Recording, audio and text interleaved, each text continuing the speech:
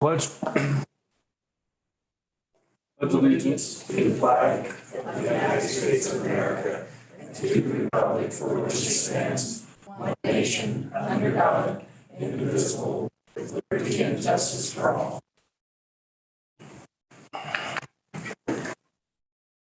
Okay, Brenda, would you take a roll, please? Oh, got it. Councilman Nelson, Here. Councilwoman Beck,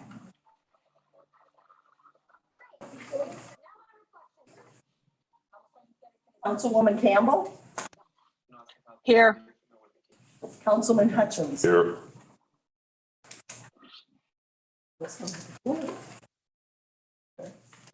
I'm here too. Oh, I'm sorry, Mayor Jim. Okay, moving on to approval of the agenda.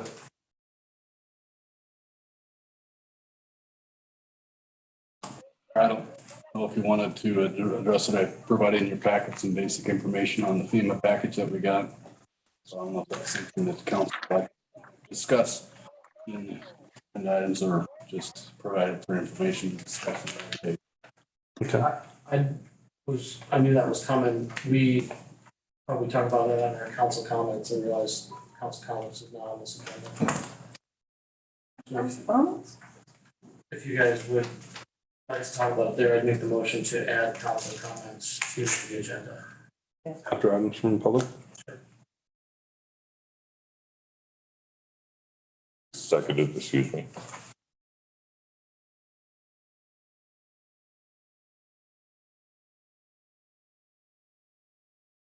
Any other additions or deletions? Everyone's still covered.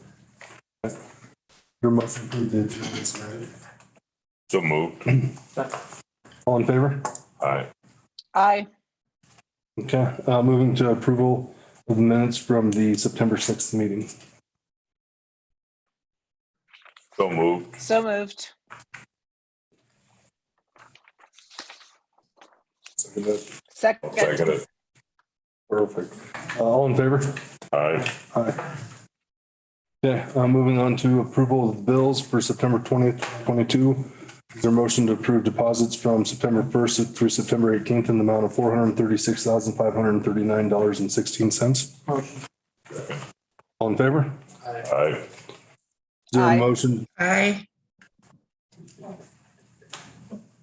Is there a motion to approve accounts payable for September 20th in the amount of $89,340.02?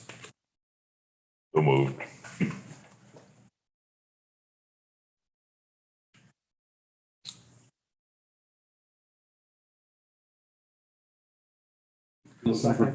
Yeah. Got a motion and a second. All in favor? Aye. Aye. Okay, is there a motion to approve net payroll for September 15th in the amount of $39,729.92?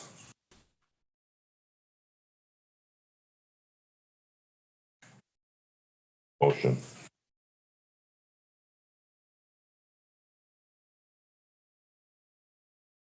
Second. All in favor? Aye. Aye. Aye. And is there a motion to approve transmittals for September 15th in the amount of $51,774.83? Motion. Second. All in favor? Aye. Yeah, move on to correspondence. From the Food Bank of Wyoming. Is there someone from the Food Bank? Me. Would you like to come on up and? Sure. Just to this podium? Sure, that'd or- be fine.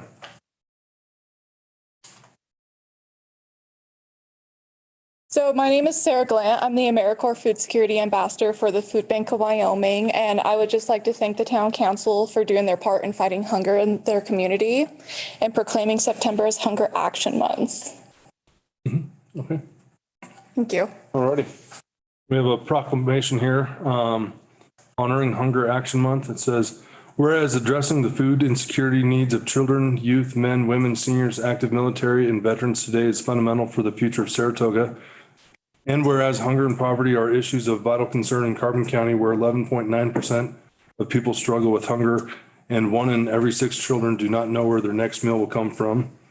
And whereas the need for comprehensive coordinated emergency food programs plays upon our community a critical responsibility, and whereas the city of Saratoga is committed to combating hunger in every part of our community and providing additional resources to those in Carbon County need, and whereas it is a responsibility as citizens of Saratoga to learn about hunger and to do our part in reducing that hunger.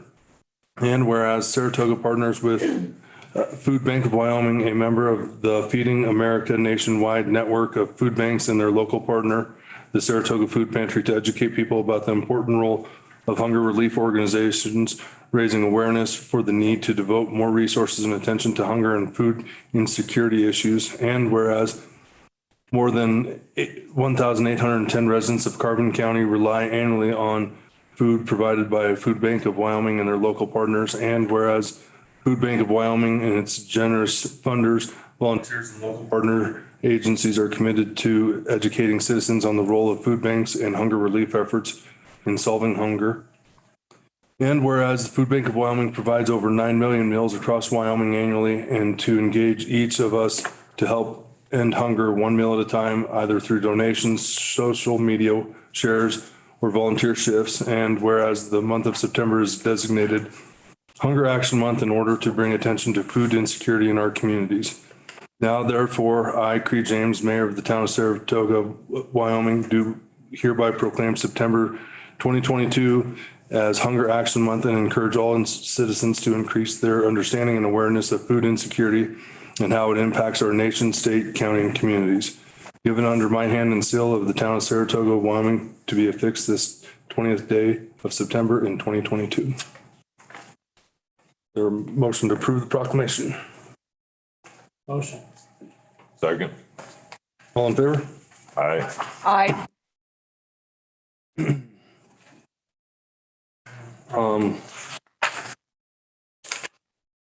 Next up is the Wyoming Community Gas Community Project Distribution Form for 2022. It says attached is our community project distribution form for 2022. Please have this filled out and sent back to me by December 31st via fax or email. Again, this year, the Wyoming Community Gas Board has decided to hold the community project distribution checks until May 2023. The total distribution each year is based on anticipated monies received by Wyoming Community Gas from June 2022 through May 2023. Because of our total distribution continues to increase, we do not have the funds available to distribute all checks in the fall and winter like we have in previous years. If your community needs the distribution money or any part thereof prior to May 2023, please let me know and I will try to accommodate all requests as funds become available throughout the year.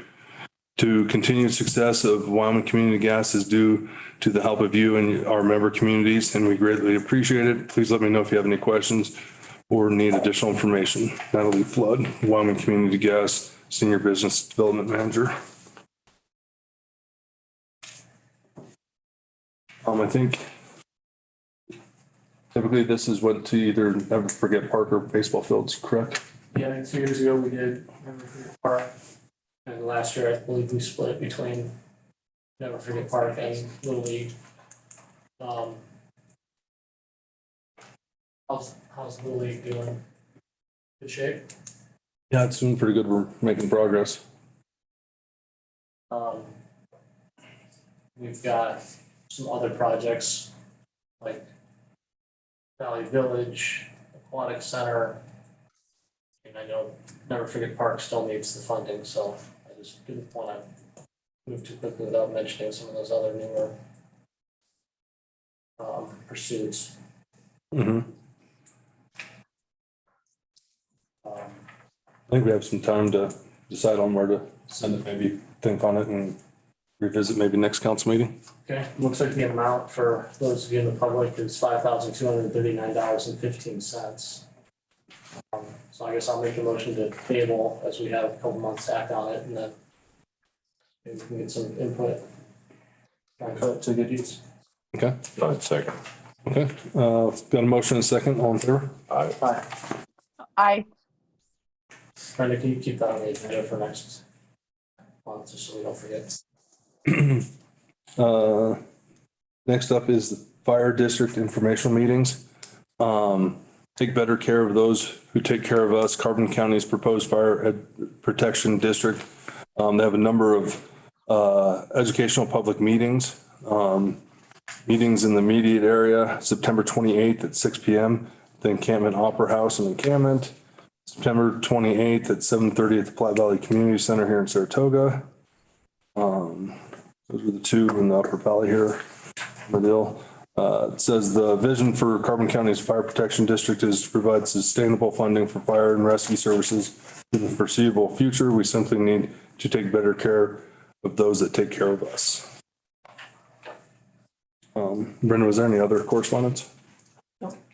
Okay. Okay, we'll move on to items from the public. We have a letter from Dave Lawrence.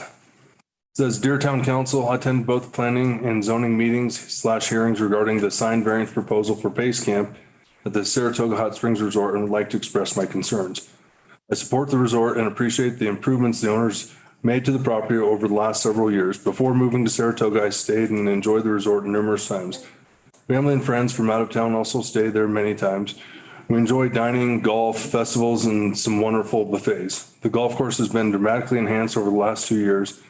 I also strongly support our community and feel that most of us are motivated to improve and protect Saratoga with slow quality growth.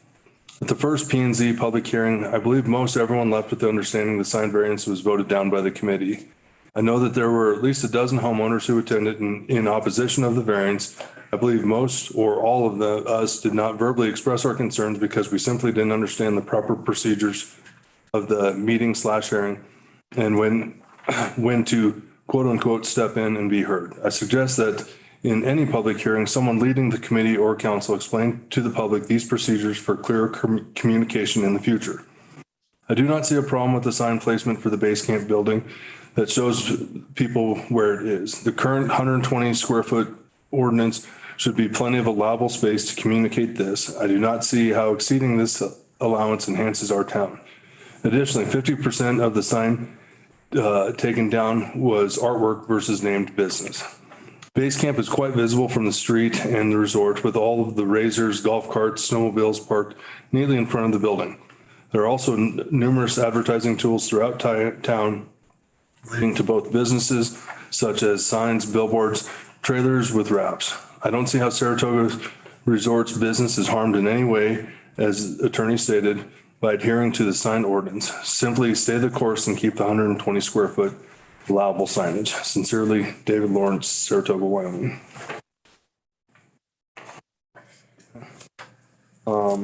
Next up, under items from the public. Do you have anything else? No, pretty simple. Okay, next up is the Odd Fellows Park maintenance. Are we able to find out any more on that? Unless there's somebody here from Bridge Gardens that would like to speak. No? Okay, I spoke with Danny Duro. And he was willing to essentially volunteer to caretake that space. The question was asked whether or not the council would consider allowing, in exchange for that, or as part of being the caretaker of that space, allowing retail operations to be able to extend from their property to that space as well. So I told him I would, I think we would greatly appreciate the taking that on, and that I would bring that to the council tonight. Okay. So, it wasn't a very in-depth or specific conversation, but I think, Paul, I don't know if you have anything to add, but, they appreciate having that space there. It's, town right of way technically. It provides an unobstructed view essentially of the river. And folks that are there eating or dining will wander over into that area. And so I think it was just kind of a, we'll take care of it, but, is that if people are over there, is that ever gonna be a problem? And if that's not gonna be a problem, then I don't think they have any issue with taking it on. He did mention that the, one of the boxes, the pollinator boxes, that is something that the garden club or whoever maintains those now would still need to have a hand in maintaining it. They're just different species, but in terms of knocking the weeds down and just taking care of it, that wouldn't be a problem. And that the town would still be able to stack snow as they do. So I appreciate that neighborly gesture and bring that to the council for discussion. Any thoughts? Would we need like some sort of a formal agreement, for them to, You know, I honestly, we didn't get into that level of detail or specifics. It might not hurt just to put something like an MOU yeah, and just document that, you know, as of September, October, whatever, 2022. This is the arrangement that was made, and that way, 5 years from now, if somebody's not happy with it, we can at least revisit what was agreed to. I wouldn't be opposed to that at all.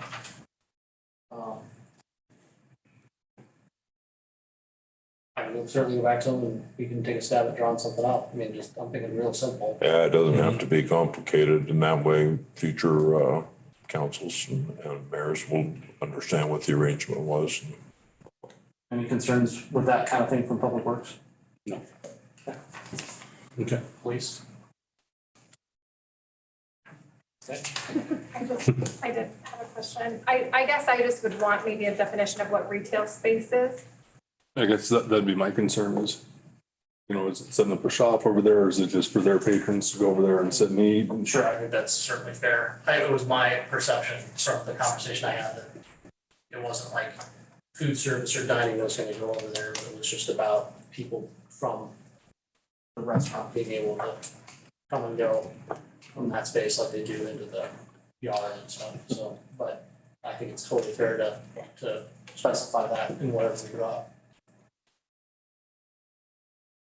So yeah, I would agree with what's the definition of retail space. There. Everyone has a different point of view of what that is, so to define that. I mean, if there are specific concerns that you guys want me to try to incorporate, let me have. Just clarity, I mean, what's the definition of retail space? For me, in my mind, that's it, I don't have a dog in this fight, or nothing. But it's just, again, the definition of what retail space is. It's a public right of way, right? And so to hand it over and say you can build a bar over there, clearly that's not what I'm talking about and not the character of our conversation, right?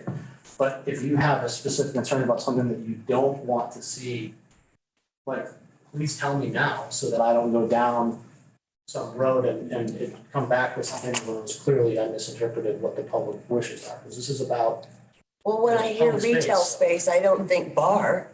Okay. You know, I think T-shirts or caps or, so again, everybody has a different vision or point of view of what retail space is, so why not define that is all. Maybe retail space is not the wrong word. Totally. In Danny and I's brief conversation that when John brought this up, it was more of a like, this park, you know, being at Firewater all the time, you really see how much that little park is used a ton by the public. I think a lot of people forget that it's even there, but so many people stop there and just have their lunch break. People stop by passing through town, eat there, and I think it's sad that it is so.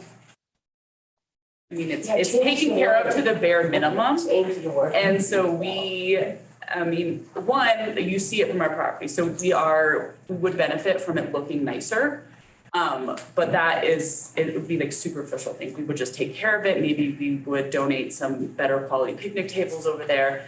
But with that, the only concern we thought of is that there might be some confusion for the patrons that say they could, you know, like take their beers across the street and like sit there and watch the river. And so, we could either maybe ask to expand like our liquor license boundary to include that space so that all that is just outside accessible, or somehow. Community space. Yeah, make it a community space. We don't plan on building any sort of like structure there. It would truly be superficial and more for just our charity to the community because that space is used by. That's good. As- Community space. Yeah, it's a community space. No, any improvements that we did would be, donations to the community. If you picnic tables or maybe a tree or, in addition to taking care of manicuring landscape.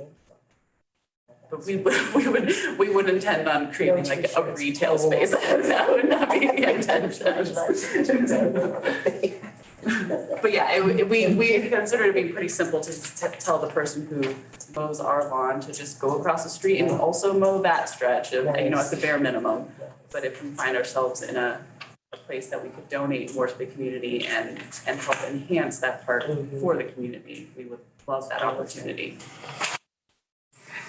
Thanks for bailing me out there. Also building a t-shirt shop on that top. No, community space.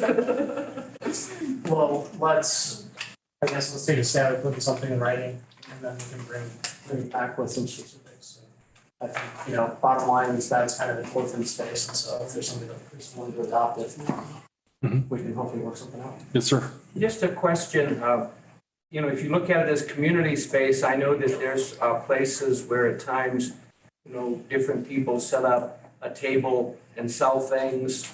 It's not a permanent thing, but just, there's different organizations that do that. Would that be allowed in that space then? Yeah, we wouldn't view it as our property in any way. We would just maintain it aesthetically. I was just, that's, Yeah. as you said, it's a retail space. Well, they are doing retail, but it's, although it might be for a good cause or. I think it was inappropriate for me to use those words, and I regret. And the only reason I hesitated when you first posed your question was because later on in the agenda, we're talking about mobile vending. And so, you're asking a question specifically about that. And other places that are community property, like, the place right next to Lollipops, I've seen people set up there before. And of course, certainly at the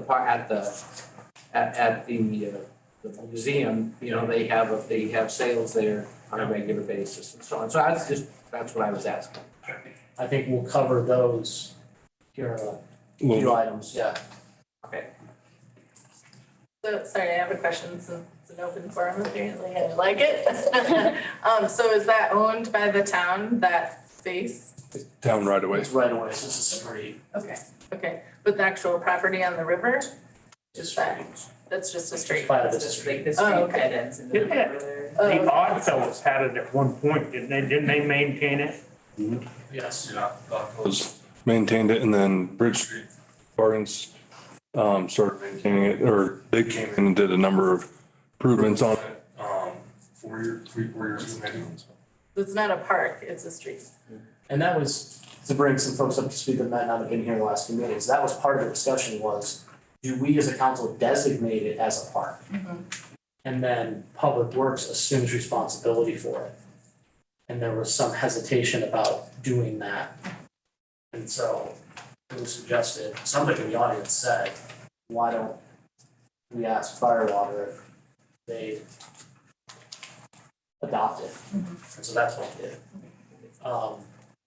But it being designated as an official park was also discussed, yes. Was that last council meeting? Yes, I believe so. Okay, yeah, if you want to talk to Dan and them and take a stab at something. Great, thanks, guys. Anything else for items from the public? Okay, moving on to council comments. I got an email from Mandy Plus at FEMA Region 8. She said, John, just wanted to reach out and check in with Saratoga community officials and confirm that you received the revised preliminary map products that were mailed out on September 8th. I'm not gonna read the whole email, but it says, we would like to schedule a virtual meeting with you and other community officials to discuss the mapping, roles and responsibilities, and the National Flood Insurance Program. What is the availability for you and other relevant city staff on either October 5th, 11th, or 12th? So, in some correspondence after that, did confirm that John received that information. I think that was maybe included in our packets here at the last minute, but I haven't seen it or reviewed it. John, you want to? Yeah, it's a partial, they provided all the data associated with the map revisions and the flood insurance rate maps that they've done on draft. They've also, which was done, it's revised out of the flood insurance study. And any letters of map amendments or letters of map changes. The first page here just describes that, and it describes what changes, at least from a programmatic standpoint, they provided. The second page is basically a roadmap to go online and get the maps. They provided us with this information, the actual data on the various map changes, and then a series of D-scale maps. And so we got 2 copies of those. One was sent to the mayor and one was sent to me. And so the map risk website is where you could actually go and see the D-scale maps. So, and then the final page is the preliminary summary of the map actions, which identified as having 3 of them under Loma's letter of map amendments, listed there, what they did to those 3. Those are identified in the data set, thick data set package, as well as what's identified on the maps. Did you have a chance to confirm? No, maps that were sent. The maps Saw it from, 18 months ago or whatever. I looked at them and I didn't see any major changes there. If they are, they're pretty small. You'd have to know exactly what you're looking for because they looked exactly the same as the one that was out a year ago or so or less. But there may be some minor changes in it, but the big items that they took out were the overlook and the stuff up at Swanson's, and then of course expanded that floodplain area all throughout the downtown, which wasn't in the 78.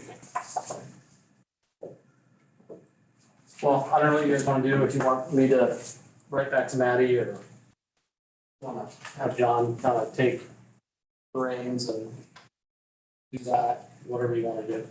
Do we want to pick a date and meet with them on one of those dates, or do you want to throw some other dates out? They provided you a couple dates that they were available. They said October 5th, 11th, or 12th. And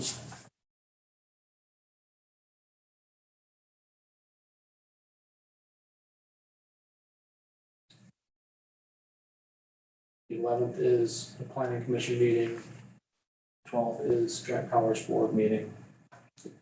Shoot for the 5th. The 5th would be, I think, the only day where some of us don't have conflicts. Okay. Would the 5th work for you, John? I guess it doesn't have to be in the evening. I mean, I would think they'd want to do it during the day. right. Well, why don't we tentatively plan on, say, 10 o'clock that morning, if they're available then? Okay. If you'll see if they're available then, and then let us know and we'll figure out or coordinate who all can make it. Me? Or John, or, Just clarify. yeah, if you want to email her back, if she emailed you directly, if you email her, that'd be great. You got it. I don't think I have any other council comments. The rest is on the agenda. But John was going to look into the possibility of getting electronic versions of those files and possibly at a later date, once they've all been reviewed and everything. Sure if we can, that's, Yeah, if we can get this electronically, it would be. Post into the time website, that'd be great, yeah. That's what this is. Can you spearhead that? Pardon me? Can you spearhead that? Yeah. It's a good idea to have it on reserve right. Okay. Okay, any other council comments? I had one comment. I was driving the streets the other day and I drove up past the airport to the subdivision up there, the Octagon subdivision, and it doesn't look like anything's happened there. A lot of open ditches and everything, and we're going into the winter months, and there is a home there that there was some discussion in one of the previous meetings on. And I guess my question is the contractor living up to the terms and conditions of the subdivision ordinances, or does he owe the town and the homeowners in that area something in preparation for winter? That is my question, and I'm not sure where to post that at the planning and zoning commission or in this meeting, Creed. Yeah, I don't know for sure right off the top of my head. I know when that issue was brought up earlier this summer, one of the things that I believe Octagon had stated was that with the final plat approval, they did have to put up a bond for the remaining construction work. And I believe they had 2 years to complete that, if I remember correctly. Which I think is what spearheaded the question of why was a home up there given a CO if all the work hasn't been completed up there yet. I'd have to go back through ordinances and check. So I know that the contractor, there's a lot of open ditches up there, and I know that they were going through some sort of a permitting or a zoning or some sort of a process to get gas into the subdivision, and that I've heard that they did finally get that, but right now it's been that way. I haven't seen any action up there at all this summer, and I'm just wondering if It's certainly been since May, by my recollection, that those trenches were opened up. Either May or June, but I want to say May. so. Maybe that's an item of Question, how discussion. deep are the open trenches, Ron? I couldn't tell you exactly. Maybe 3 to 4 feet deep. They're everywhere. If it drifts snow in there and somebody happens to drive down through there, Yeah. they'll be held to pay. So that was my comment or my concern. Okay. Well, why don't you get with me afterwards and we'll follow up with them. All right, sounds good. Okay. One question on that topic, have those, I think it matters, in my opinion, a little bit whether those are dedicated public right of ways yet, or whether they haven't been dedicated yet. I understand the safety concern regardless. Yeah. Yeah, I believe they're dedicated as public right of ways when the final plat was approved because it was signed and recorded at the courthouse. So then, to my mind, it's a different level of concern on the town's, from the town's perspective, if it's talking about public right of way. Not that it wouldn't be a valid concern, if it were all still private property, but, you know, a work in progress is a work in progress, but if those are town right of ways, I think that concern is somewhat elevated.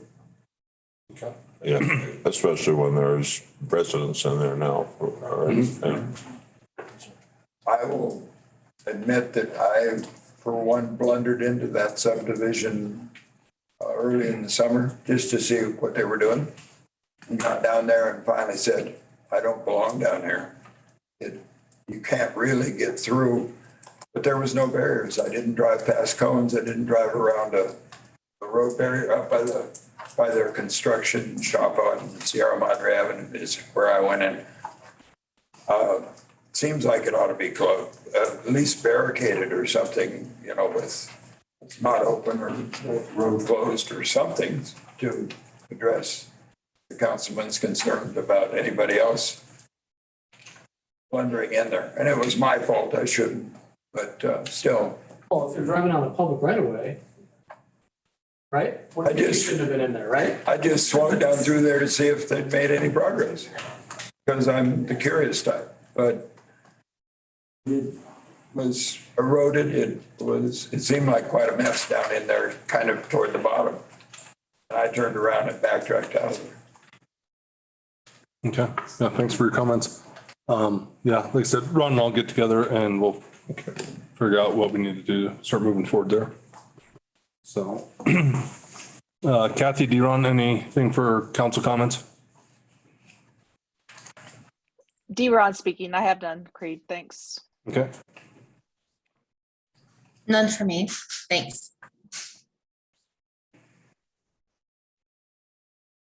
Okay, we'll move on to reports from departments, starting with town hall. Never Forget Park.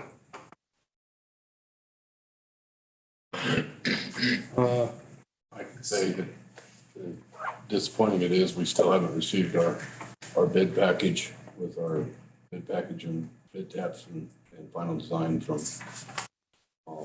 WLC on that. We still haven't received. We have final design yet? We haven't got that. We got the design and for they're working, they said they're working on final design, got that in the draft and working on the bid package and the curb and gutter. Multiple calls to them, but haven't been very responsive as far as getting it done. You were promised that last Friday. I was promised it, yeah, at least last Friday and then Tuesday and then, I mean, that was a week ago Friday, Tuesday and then this weekend and Monday and just very frustrating. Not getting that because I told them that it was, they were anxious to understand. We need that information now.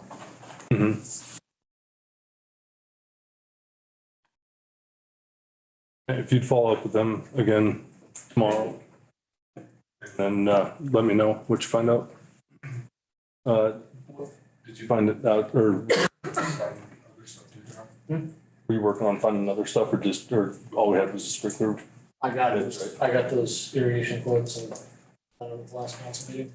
Okay. So, I mean, we can take action on that at any time, I think.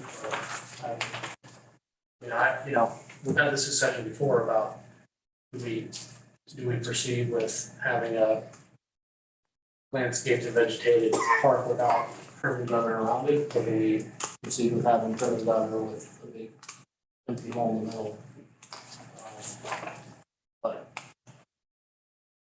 pragmatically, doing the curb and gutter first is the right way to do it in construction sequencing, but. The apparent low bidder said he couldn't get to it until next spring. Was that a true statement, John? Yeah, I didn't bring that stuff with me tonight, but yes, I don't remember the numbers, I believe. Stillwater was the low number, and they had backlog into spring, and Quality Landscape was the second that we got. I want to say it was like 29 to 32 was the split. But. And Mayor James, if I may, when you have a chance, I'm really frustrated with this. I have not been able to schedule a meeting with our committee because we have not been able to move forward with WLC's plans or commitments to any of this. So we have not met again as a committee because I didn't want to bring it in front of the committee until we had curb and gutter and plans in place. Okay. Well, John, like I said, stay after him and keep me posted. And if we don't hear something from him first of the week, I'll. Was WLC doing that? Yes. Okay. Anything else for Never Forget Park? Okay. Moving on to the State of Wyoming Workers' Comp report.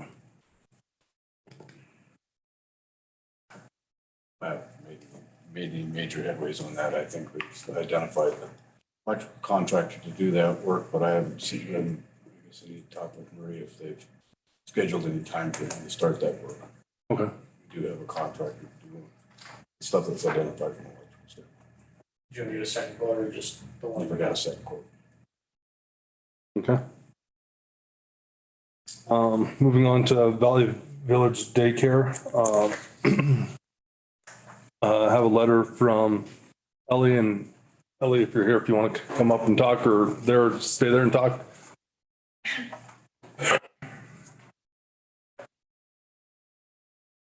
So what you have is you have the Red Lines lease agreement, as we agreed. And then we have the letter that goes into all of the things that have come to light as a result of us doing a building inspection and having a meeting with the fire marshal. The one thing that was missing from that packet was a description from DFS as to what the fencing in Kathy Globe Park might look like.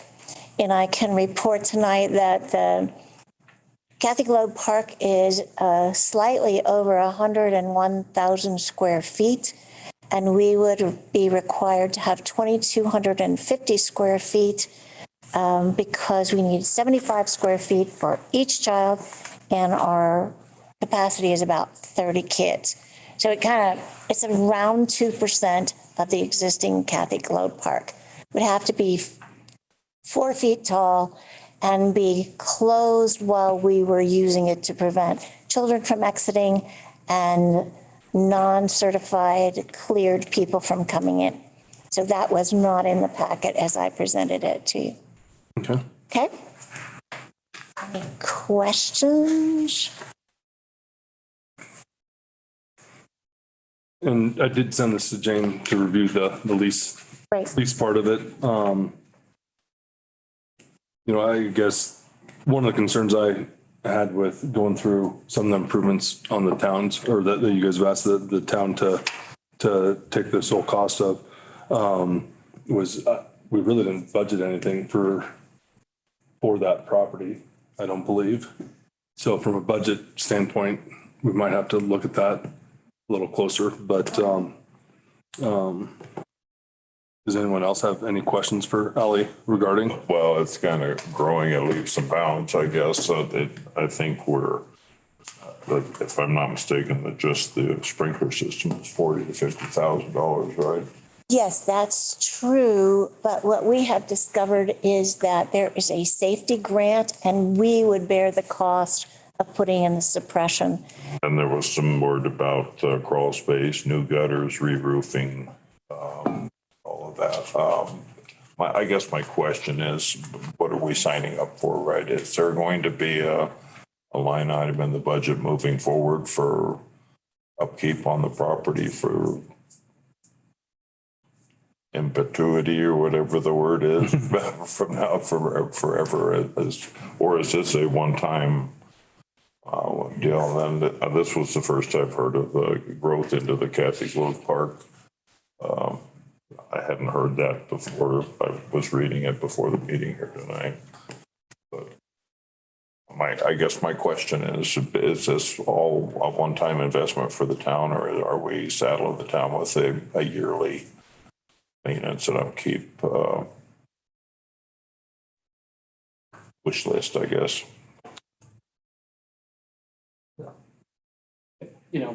Historically, the town has maintained that property to some extent. Correct me if I'm wrong. The parking lot.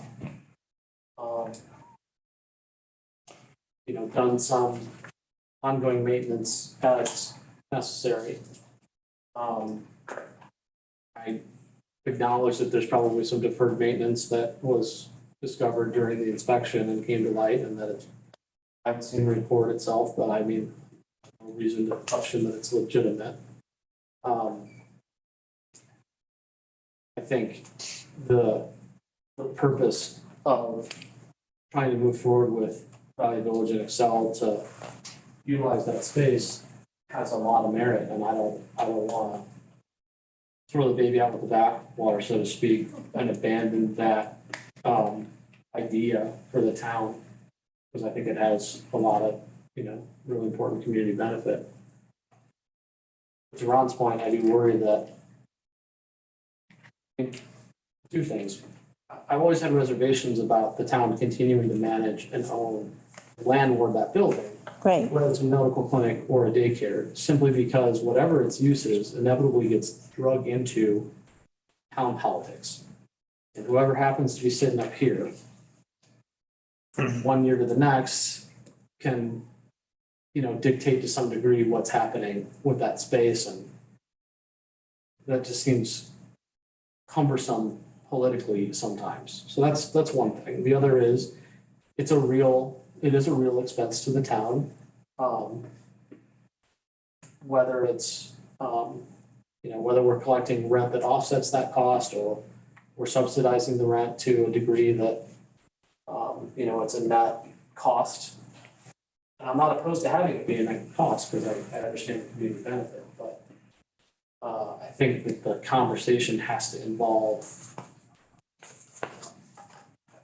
more public input. I mean, what do people want to see the agreement look like? I'm concerned with the list of, call it deferred maintenance expenses. I think that if we were to agree to these 5 items tonight, I don't know what it costs to paint and stay in that building. I don't know what it costs to install gutters on it. We need quotes on that, so for sure, but my guess is that list is upwards of $100,000.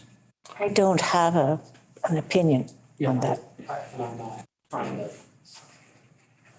give an expert opinion as to what the cost is, but I'm just surmising that, it's not. It's significant. It's not trim the weeds and, I agree. Repave the parking lot. Replace the door handle, gives them a key set. This is serious, capital improvement. And so, the two things that have been discussed in the past are, does the town continue to own and have responsibility for the structure of that building, and then subsidize it to some degree to community benefit, or, without weighing in on whether it was a smart thing or not, I'm not gonna go there, but I mean, there was an appraisal done on it at one time. It's a valuable building. I'd like to see it be put to good community use, but that doesn't necessarily mean that the town has to continue to own it for that to happen.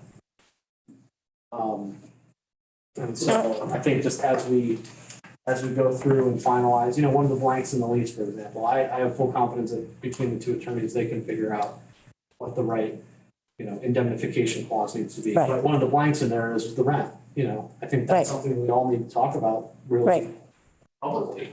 Yes. What's fair? And so do we go through the due diligence of getting quotes on some of these things that you're asking the town to do, and then be armed with more specific information about what that actually looks like, so it's not just me pulling a number out of the air? Is that? I just want to these are things that as the owner of the building, we would be your tenant. Yes. XL and Valley Village would be your tenant. So these would be things that need to be undertaken. So this is really in the interest of public disclosure. You could decide that you believe that the exterior of the building has another 3 years or 5 years of stain or repaint. You could also make the same decision about the roof. I'm reporting to you what the building inspector said. So we didn't go and get any quotes on this. We laid it out for you. The issue that you brought up about the fire suppression, here's a summary. Depending on the class of business that's in the building, fire suppression is needed or not needed. But it's 5,217 feet, and current fire code says at 5,000 feet as a commercial building, you have to have fire suppression. So we found a way to get a safety grant. So we decided that since we were a Class I building and we would push it into that need, we would take that on. We would have to have dry suppression in the attic. Well, we're going to have to get up there, so we might as well enlarge the access. So what we were trying to do is be reasonable about who would take on what part of the building. Our impression is that should you decide that you don't want the building, you want to not be the landlord, there's a couple of things that would come into play. This is just our opinion and is not factual. But our opinion is that 2 things would have to happen. You'd have to go back to the deed that gave you ownership, and when the transfer was made from Corbett, as to what you could do with that building. And the second thing is if you could put the building into someone else's hands, in order to gift it to a private organization, which Valley Village and XLR, there's another whole process which we did not investigate, because you can't just gift, as you know, you can't just gift something that belongs to the town to a private entity. So that is a different problem. So mostly our goal was to present to you everything we knew and to respond to the draft lease. And that's really where we are. Not sure what I can do to help other than look at the red line, and we can talk about this at your convenience. And if you want us specifically to get some quotes, we're happy to do that too. In your opinion, having seen the inspection report and being more familiar with the building than I am, what do you think is can you rank order these? Are these rank ordered? I would say that number 3 is very important, because what happens is there are not gutters, and there are some places where the water goes down and gets in the crawl space. Forget whether it's your building or whose building it is, that creates a different problem. I think the parking lot, I don't think it has to be repaired. And I think the pillars can be repaired. I did not go and get a second opinion on the paint stain or the roof, but I think both of them are pretty much near the end of their useful life. You said that building's what, 25 years old? 27, I think, is the actual number, but yeah. So a 30-year lifespan. Right, which makes sense.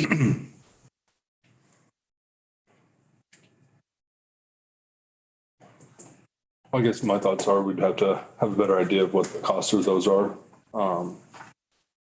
Before we move forward. Obviously, we didn't budget anything for them.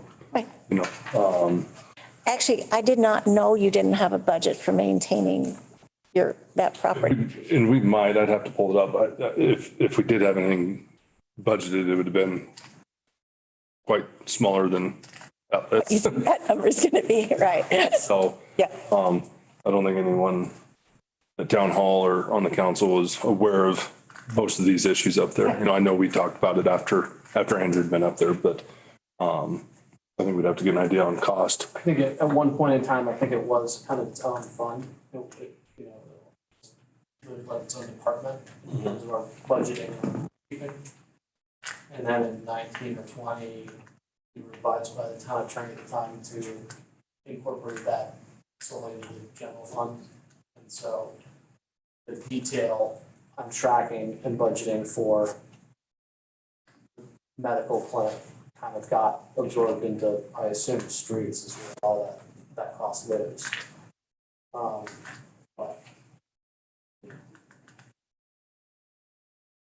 like I said, I'm not opposed to the town subsidizing that facility to some degree, because I do see the community benefit in it. I just think before we go making commitments to bite off what could potentially be near, if not upwards of whatever the number is, whatever it is, that we need to have some more information and have more public discourse about what the community wants.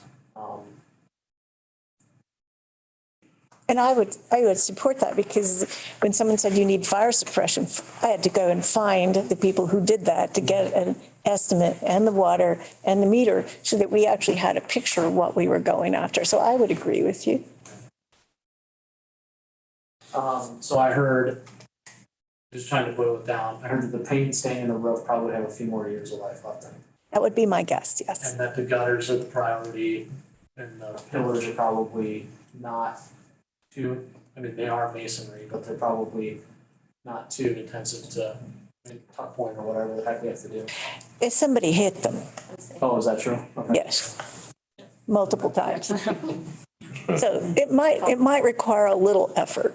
Okay, well,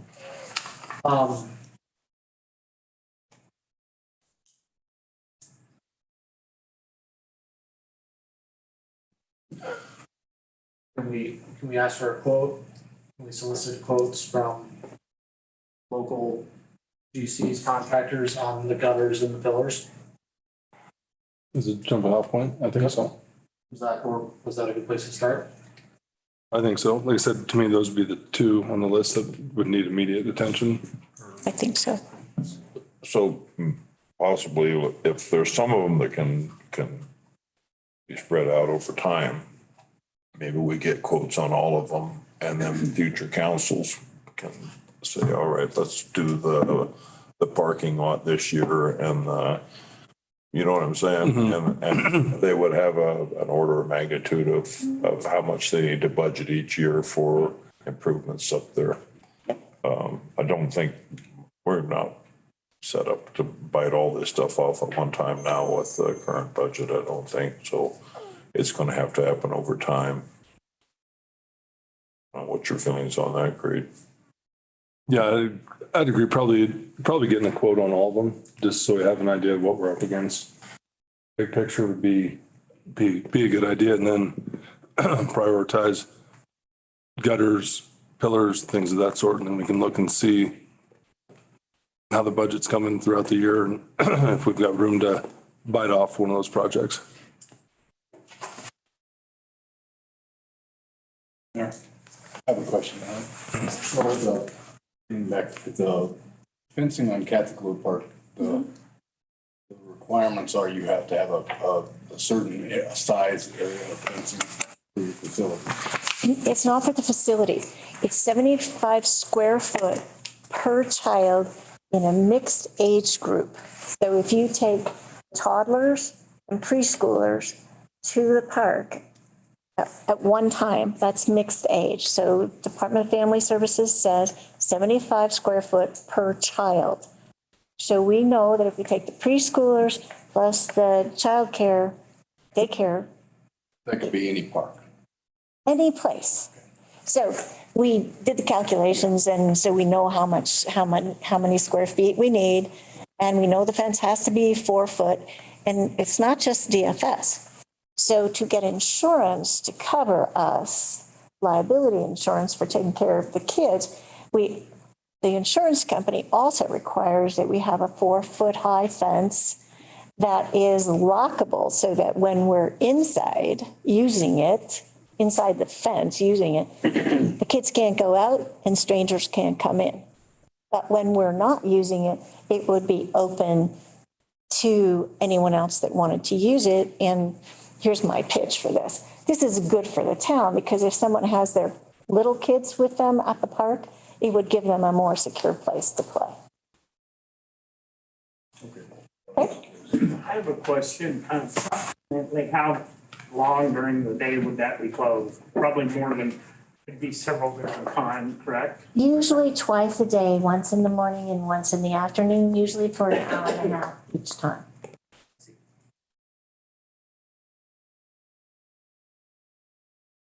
Okay. Yeah, I think getting quotes on everything would be a good start. And then we're gonna have Jane and review the red line and Okay. keep moving forward with trying to come to an agreement there. If you guys are agreeable with that. And then I think as far as improvements, we just have to see what the cost is. Mr. Mayor, I believe Randy Raymer could probably tell you what's in pillars out there, because that building was damaged several years ago when Dean was the doctor up there, and I believe he had his father-in-law repair it. I believe that is correct. So they would probably know what is actually inside that pillar. I have to kind of step aside in that discussion and really ask if you all would speak directly to Randy, because otherwise I have a vested interest in it. I'd be more than happy to Might do get the real answer. No, I'm afraid that somebody might say, well, she did X, Y, Z. I'll be more than happy to ask that for you. Thank you. Okay. Any other questions for Ellie? Thanks. Okay. Thank you. Thank. just last thing comment on that is just a plea to the public, any feedback that you can give to us to help us make an informed decision and be right by the town would be appreciated. Okay, moving on to ordinance 864, third reading. I believe this was read in whole on the first reading. Do we have to do another? We don't have to do another full reading, correct? Okay, is there a motion to adopt ordinance number 864 and title? Make a motion to adopt ordinance 864, an ordinance amending chapter 13.16 of the Saratoga Municipal Code defining monthly, including residential, and to provide an effective date. And title only this 20th day of September. Second. Okay, any discussion? All in favor? Aye. Okay. Moving on to the fiscal year 2021 audit. Georgia, do you have any updates there? No, about 95% of the information is in the auditors. Okay. Okay. And I did talk to Tim, and it is audit season right now, so they are up to their eyeballs in it. He did say that he thought that it would probably be November before they would start work on it, so he thought once they get after it, in a couple of weeks, they'd probably have it finished up, so we should hopefully have it before the end of the calendar year. No, over 22. No, but so I did, yeah, and we did at the last council meeting have a motion to request a letter of engagement from him. And he said at this point that would be improper where they've not closed out 21. So he said at this point they couldn't submit a letter yet. They'd have to complete the 2021 audit. Okay. So moving on to food trucks. All right, food trucks. Good discussion with some public input at the last council meeting. Afterwards, I went and researched the Wyoming Food Freedom Act and looked into our existing municipal code in a little more detail. I'm not gonna recite the whole act or anything, but I think what's important to know about the Wyoming Food Freedom Act is that it is, well, I'll read the purpose, is to allow for a producer's production and sale of homemade food or drink products for an informed end consumer and to encourage the expansion of agricultural sales at farmers market, ranches, farms, and producers' homes. And it goes on to stipulate one of the key differences between potentially, non-potentially hazardous food and potentially hazardous food, make some distinctions there. That essentially people that make, like the examples that were given, salsas, jams, things like that, have a right in Wyoming per the act to conduct commerce. And farmers markets, farms, ranches, other retail locations are specifically listed as essentially a protected enterprise. So I liked what I read in here. I think it speaks very clearly to the concerns we heard 2 weeks ago and affords those producers the protections that they were concerned that we were going to start to regulate. And so first and foremost, I would say that anything that we propose or draft in terms of language for mobile vendors, I think will specifically list an exemption for if you're covered by the Wyoming Food Freedom Act, this permitting process or this regulation does not apply to you. I think that addresses that pretty well. The second thing that was brought up in that meeting that is actually already covered in our ordinances already is under Title V, Business Licenses and Regulations, Chapter 5.16, farmers are exempt and civic and nonprofit organizations are exempt. So the concern that was raised about Girl Scouts specifically. I'll read the civic and nonprofit organization exemption. Nothing contained in this chapter shall prohibit or restrict solicitation by members of high school classes, sanctioned school groups, FFA, 4-H, FHA, S Club, TAA, Theta Rho, Job's Daughters, Lions Club, Rotary Club, American Legion, or other civic nonprofit organizations. And so with that exemption already in our code, I think that addresses the other part of it. And so in whatever we come up with, I don't know that we need to parse through a lot of language that protects those two people or two groups because they're already well protected by either the act or by existing town code. So we're really talking about, I'm going to use the term mobile vending, which I think in referencing some other municipalities' codes, there's a lot of really good definitions in here that we can borrow from. City of Laramie has a good definition of mobile and mobile vending unit. Pinedale Incorporated, instead of just saying food truck, they also call food vehicle, vehicular pulled trailer, to just kind of incorporate the intent of what that definition is. And so I think, we're talking about food trucks. We're talking about folks that are not producing their own products from sources that they control. So, if you're buying commercially, your burger patties, right, and your chicken breasts, and you're not a producer of those products that are taking them to market in that fashion, you wouldn't fall under that producer's exemption. And so I think that's what we're talking about. That's what we want to address.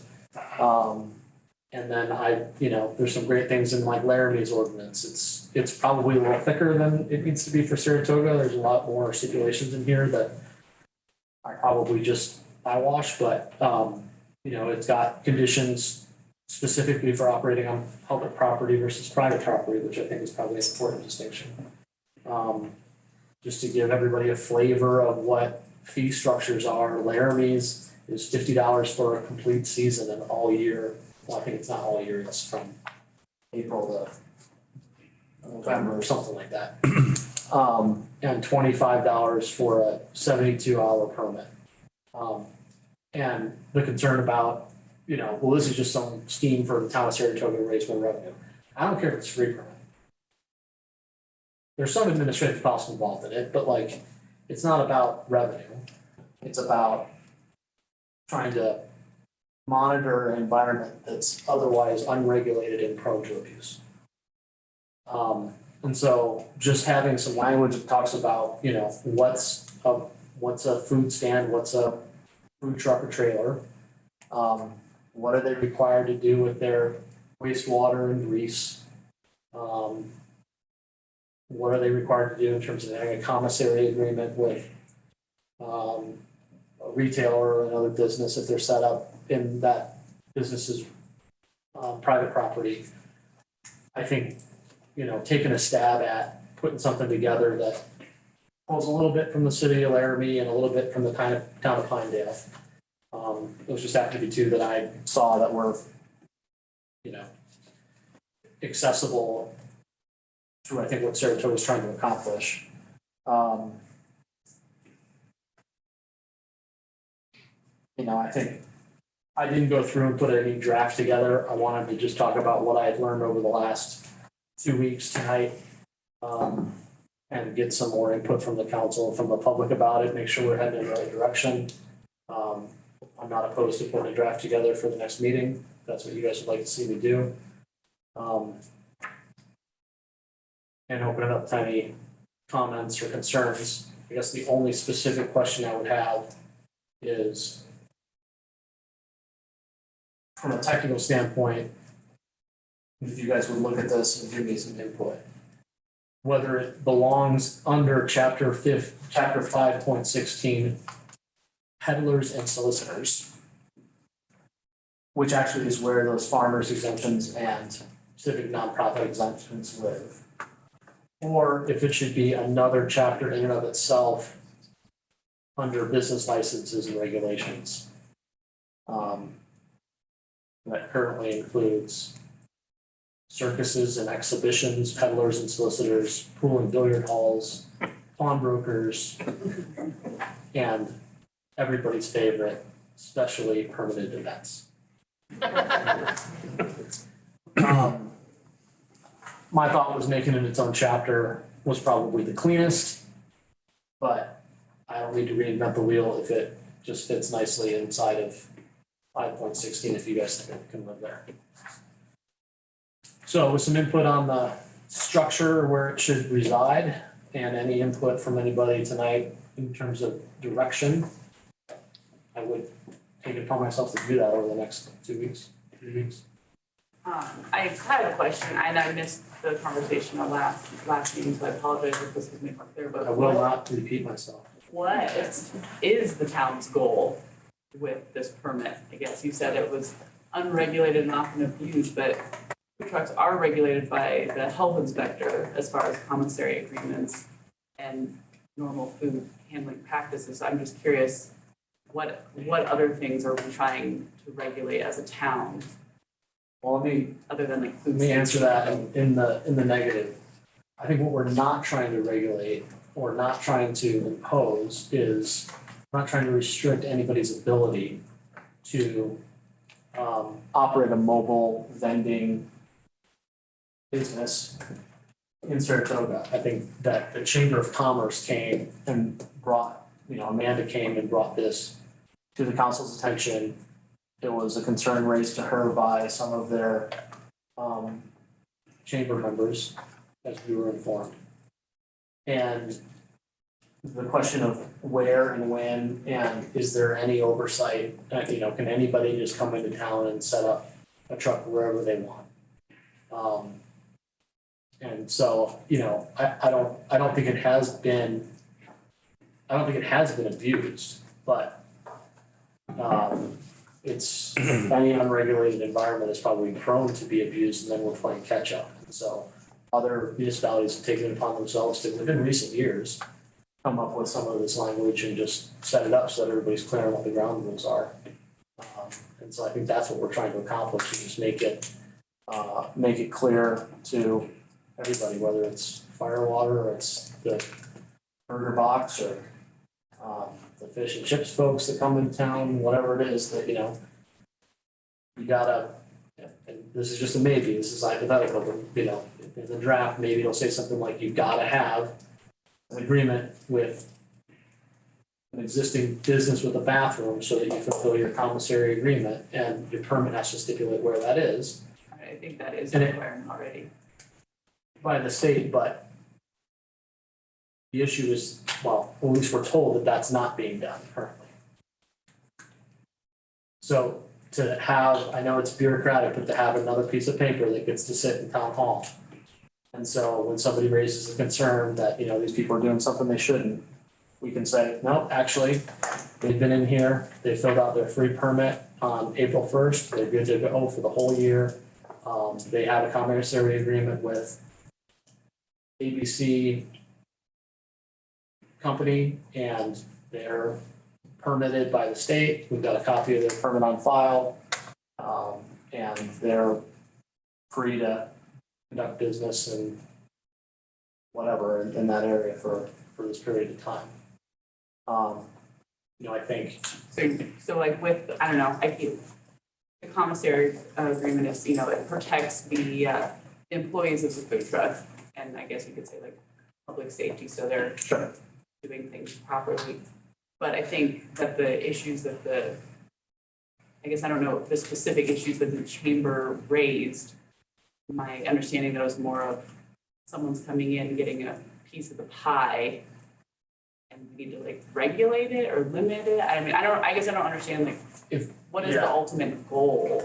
It almost feels like. I can speak to what my goal is, and it is not to regulate commerce or pick winners and losers or pick favorites. I will state that on the record. But you know, Sedalia, Colorado, I looked at theirs. I read an article in one of the newspapers down in that part of the country that, you know, it was becoming a problem that people were stacking up and fighting over space essentially at the boat ramp. And so that certainly hasn't happened here. It could. Should we be out in front of it or should we be reactive? And so I think having a process to allow that to happen, but in a limited fashion that is orderly and not chaotic, is probably a good thing to work on. Gina? So I mean, my thought process on all of it, because I believe that you already have a permit that you have to apply for if you're serving offsite. And it's like a $25 fee or something like that. Is that correct? The town has those. Unrelated to alcohol, I'm not aware of it. Oh, is it just alcohol related? I think it's alcohol. I mean, it would make sense to me if you just had like a blanket permit. Maybe you could do like an annual permit, like a yearly permit, and they pay $100 fee, and then as long as they have permission from, you know, a town, like an owner or something like that, that would make sense to me. I feel like that would be additional revenue. It's not going to be a lot, but at least then you're doing something as the community to make sure that you're regulating these people that are coming in. But I was thinking that we have to pay a $25 fee if you serve offsite, but if it's just related to alcohol, then it doesn't. I could be wrong, but I think that's just the alcoholic beverage catering. It's called a catering permit, but it's not, it has nothing to do with food, it's just the alcohol. Okay. A question on that same topic. A Legion member approached me and said they have to pay a fee to set up for the fishing contest every year. Where is that? What category in all your laws is that in? I think the way that would work, and there's language that I would borrow from, I think it was Murray, maybe it was Pinedale, but about if you're associated with a specially permitted event, that you're part of their event and they come in and get a permit from the town for their special event, that event permittee would have a certain amount of control and there wouldn't be a redundancy about, you know, if you're getting a special event permit, the chamber comes in here and gets a special event permit for the ice fishing derby. And they want to raise some revenue for themselves by selling rights to vend out there, that would be part of If you're the operating. special event permit and wouldn't require its own mobile vending permit. Because it would be covered under the special. So the Legion doesn't come to you to get and pay the $25, they pay it to the chamber? I'm just Yeah, trying the to. chamber, That's correct. Okay. I'm getting a lot of nods, so I'm wading into this now, but yeah. It's a question. I didn't My understanding is that have they any get a other. special event permit that is no cost to the special event permittee. Once they have that, then they have a certain amount of authority, and if they opt to sell rights, then that's revenue for them to keep for putting the event together. And essentially, and creating an event that attracts that vendor, right? I support what John's saying, because first thing you're gonna have is they're gonna start abusing that. And you, for example, and when that happens, you may have trash, you may have them dumping grease down our storm drains. I mean, it could be a number of everything. And so I think, to me, the revenue is nothing. It's just having a little bit of say on what they're doing, kind of regulating for the town, to protect the town, basically, is what John's saying, I believe, is the way I understand it. And I haven't fully formulated all of this yet either. You know what I mean? I spent the last 2 weeks gathering some information and doing some due diligence, but I don't have a fully formed solution in my head totally yet, you know? I never thought. The only thing that I'm kind of concerned here about, and it's something that would need to be part of what you write down when you come up with something, is having a clear rule as to when you would not continue a permit, or, you know, like if someone had a permit this year and then the next year they come and you guys decide, we don't need this. You know, if you don't have clear set down reasons why you're refusing them, it's gonna cause trouble. And so that would be, you know, my only concern. Yeah, I would, you know, again, we're probably getting into the heavier side of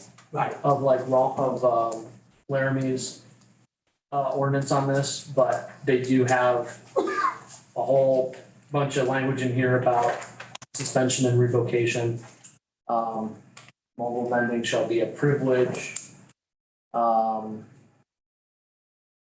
Good cause shall be interpreted to include but not restricted to violations of the provisions, article failure to comply with agreed upon and signed regulations and license requirements. So maybe this is growing a little bit longer than I had first envisioned, but you're certainly not wrong that we should have something in there to discuss suspension and revocation. And I did talk to the commission about this too, just to see if they had any input or thoughts.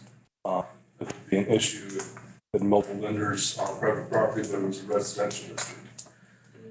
And we discussed that a little bit. Overall, and McCall can correct me if I'm wrong. I think no one on the commission really had any thoughts on that. You know, one of the things we talked about was with the Little League over at the baseball fields, that's a residential district. For having our opening weekend ceremony, or for having baseball tournaments, you know, and with our concession stand, we can't provide enough food or whatnot, you know, having stuff there. But I think the overreaching concept that came out of that is just kind of what's the goal here, and what's the purpose of having that. So Pinedale says, for example, food stands and food truck trailers may only be operated on public or private property zone C1 or C2. I don't know if they're zoning that, but I imagine that's commercial districts, not residential, right? Mm-hmm. So, to your point, like, give me the information. Do you want a commercial zone restriction, or do you want open season? I mean, tell me what to draft. You know, I mean, with the baseball field, to me, that's a different, you gotta kind of bend the rules a little bit. I'd like to, what would be wrong with the hot pole? Like on a weekend or something like that? You know, I don't know. I've often thought in there, you know. And I guess my thought with baseball was you could use it as a special event permit. Get a deal there and, you know, then everything's above board to address it. But, to me, I guess one of the concerns I would have is, if someone's in a residential district said, hey, I've got a food truck at my place, come down anytime, then you'd almost be like operating a business, which they'd have to go through. No. It's not the variance process, but it's a special permitted use, so. All right, well. One final thought real quick. Yep. Any concerns about the city being aware of who is in town in case there was a foodborne illness, crisis, or problem that needed to be tracked? That falls under the health inspector. But if you don't know they're in town, who would you know, unless you saw the burger truck or the fish truck? I guess I don't envision this process being something where we would track who's here on a daily or hourly, you know what I mean? Like, Sure. oh, we want to know when you're going to set up at XYZ location. And is it going to be Thursday the 2nd, or is it, you know what I mean? I don't see us collecting that information Okay. as part of this process. Because that becomes really tedious and is an overreach of what the town council should do. Is there a sales tax? Mall thing and other things like that, those are almost always, I'm not gonna say always, because there's always the exceptions, but those are almost always done by one of the local nonprofits. So that would not apply anymore, because the nonprofit can go into those areas and do that. It's the commercial people that would be restricted. Am I correct in that? When I read our existing ordinance right now, yes. Is there a sales tax on food in restaurants? Yes. There is. Prepared food. So how does that work? does the vendor have to keep track of his sales and pay the tax? Yeah, but again, like, that's Department of Revenue's problem, That's not town council. state, okay. Now, is there a checkbox on the permit that says, I have a tax certificate? Sure. But do we want to see that information? I'm like you, John. I'd like to hear more from the vendors. I know a lot of the restaurants in town have food trucks or catering trucks and stuff like that. So I would like to hear more from the local businesses and from the vendors, at least hear from and for what their concerns are, right? And for both parties. Yeah, and let me end with this. I'm not trying to create a solution in search of a problem. If everybody thinks this is unnecessary, I won't waste my time drafting anything. So, send me those emails too. Okay. All right, moving on. I was just trying to respond to the concern that was brought to us 2 weeks ago. Okay, moving on to police department. Oh, Can I add an item? yes. For the department report. We had some accounts payable invoices that came in after the accounts payable was processed. And I'd like your permission to pay these. It amounts to $33,013.59. And there are 7 different vendors. Okay. You have a copy? What?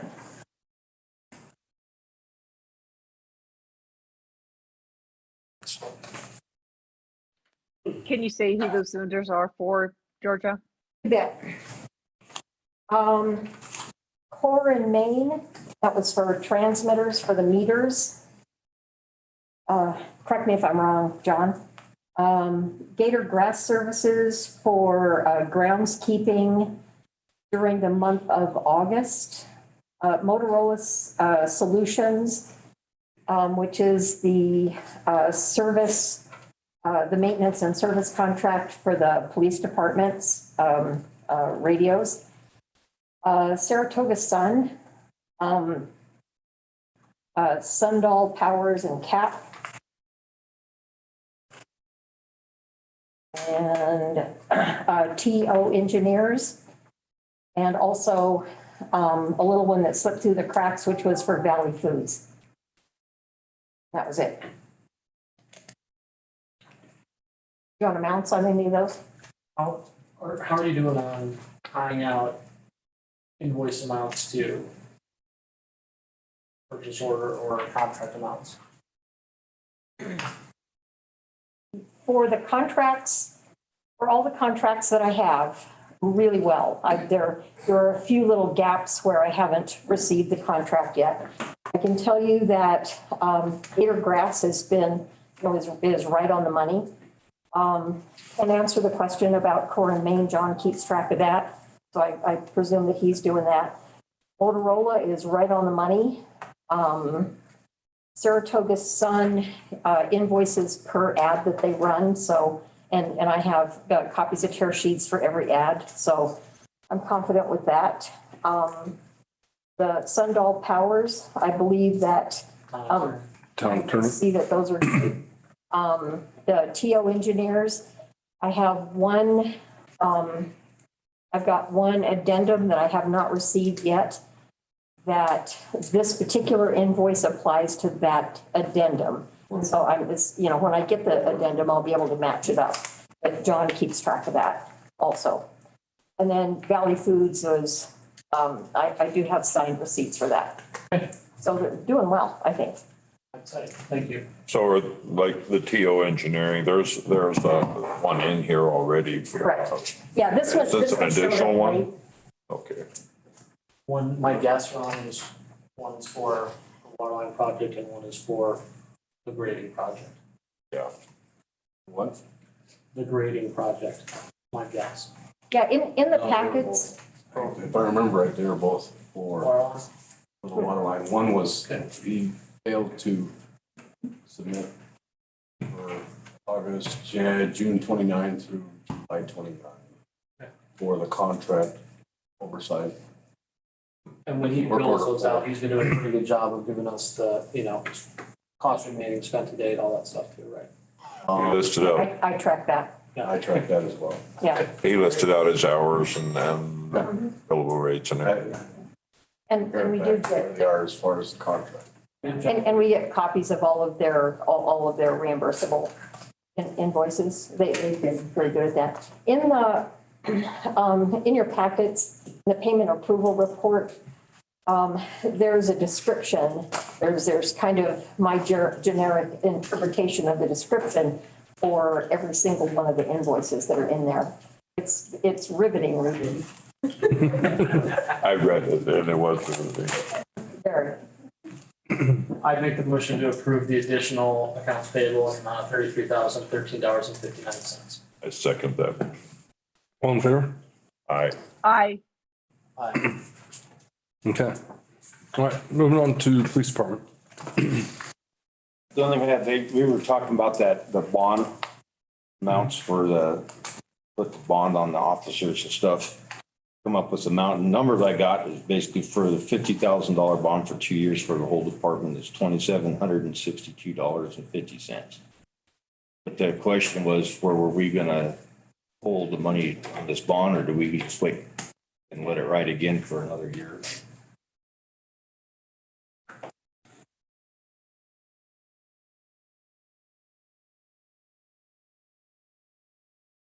That's the first part, sorry. Yeah, Let's make some notes about food truck. So one of the things that was brought to our attention was, I believe per ordinance, every police officer is supposed to be bonded. And I believe the previous chiefs had only, just the chiefs had been bonded, but all our officers would need to be bonded. So it wasn't something that had been budgeted, was the issue, and where were we gonna come up with? How much? 2,700. Yeah, $2,762.50 to cover the bond for a 2-year period, and that's a $50,000 bond per employee. Wherever the council rep, the police department wants to split it. Okay. I believe, Georgia, you'd want that under contract services, or would you want that under, or where would you think that'd be most applicable? I believe that we have, I believe that we've got a code, a GL code in admin for bonds. And so I would just put that same code in the police department for theirs. And so it would be kept separate in with other insurance type. So just have a zero budget amount and it'll have cost of data, so it'll show a negative. Yeah, and it'll flow down to the bottom line, which I think is the overall. That way we'll catch it next year. Well, Thank you. Is there a motion to approve police department getting all the officers bonded for 2 years, 50 grand, at a cost of $2,762.50? So moved. There a second? How much? $2,762. I said 50 grand for a second. Oh, the officers are bonded for 50. Got it. Okay, second. All in favor? Aye. Aye. Aye. Aye. Anything else, Steve? That's the only thing I had. Okay. Moving on to fire department. Did you receive the new vests yet? Not yet. Yeah, moving on to fire department. In front of you is a bill for $2,071 to Wyoming Apparatus. This was for our pump testing on our trucks. If we could get a motion to approve that, was budgeted under annual testing, I believe. Motion. Second. All in favor? Aye. Aye. Other than that, fire department's still doing, or now that we've reached fall season with hunting seasons and things of that sort, we've moved to doing trainings once a month, and we have a business meeting at the beginning of the month. So, and currently our roster is full with 32 volunteers. Moving on to rec department. At the gym, not much is really going on in the rec department at the moment, but at the gym, we have the same hours of operation. We will be closed on Fridays when there's no school. County 6 dance will be in the gym. Our fitness classes are all back up and going. Our fitness room, the cycling room, is undergoing a remodel right now with the new equipment that we received from the Wyoming Community Gas Grant. Now that I'm not splitting my time at the pool, I have more time to focus in that room, so I will be getting that taken care of. Middle school volleyball is still in session. Open gyms are Monday and Wednesday nights, volleyball, and Tuesday, Thursday nights, we have basketball. We are currently working with the pickleball coach out of Laramie to provide some pickleball clinics in November and in February. Bringing in that, we have received the new pickleball equipment as well. At the pool, the cover was placed on the 12th, and we are now closed for the season entirely. That was a learning experience. Thank you, Streets guys, for helping me out and teaching me the ropes.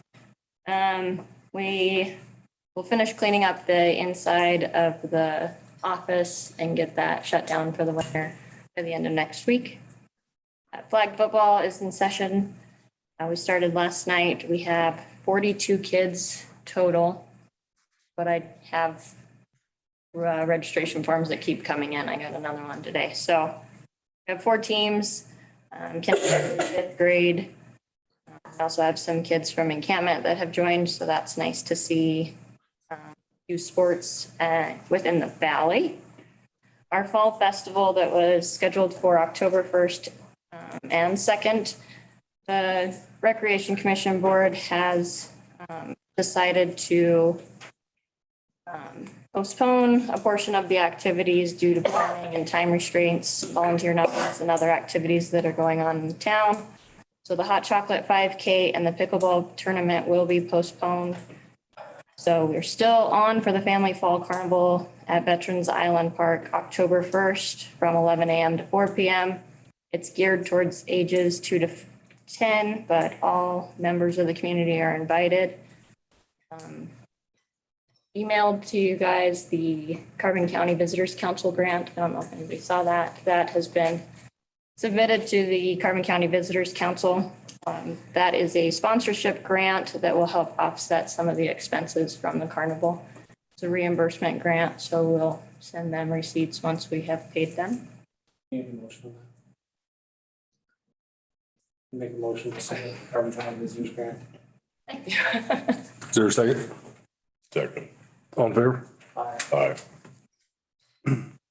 Aye. Aye. For Saratoga sports, just a reminder that the high school volleyball girls will be in town this week. They have a game on Thursday and a game on Saturday, and the cross-country team will be hosting the cross-country meet at the Saratoga Inn on Friday. So if anyone needs some activities to support the school, those are in town this week. The Recreation Commission Board meeting is scheduled for Monday, October 3rd at 6 p.m. at Town Hall. Okay. On the agenda too is the town council rep to the rec commission. That is D-Ron. D-Ron, did you have a concern there? I would be more than happy to complete my term under your guidance there, Mayor James. Okay. So whatever you would like to do. Okay. Now, D-Ron, why don't we keep you on there the next couple months, and then as the new council comes in, the new mayor can decide who they want there. Okay, moving on to Public Works. Mr. Mayor and council members, on the agenda items here first, request a motion to hire Kenneth Schneider for Sewer and Waters Group as the sewer and wastewater operator 1. We interviewed and he's been fingerprinted and waiting on word back from the background check. Otherwise, we're ready to put him to work tomorrow. Motion. For discussion, do you not need 2 people? Yeah, I was gonna get on that next. So You're gonna two different motions. All right, I'll second. And what Councilman Hutchins is talking about is we have another individual that we would probably like to hire, but unfortunately with our sewer and water group, over the next week and a half, they're gonna be, one of them's gonna be gone and the other one's gonna be gone, so we couldn't really schedule an interview with him until Monday, the 3rd. So I figured we got council the next night, go ahead and if he works out and we want to hire him, we could move forward at that point. And I'd ask for him at that time. Okay. Ron, did you second that? Yes, I did. Motion and second, all in favor? Aye. Aye.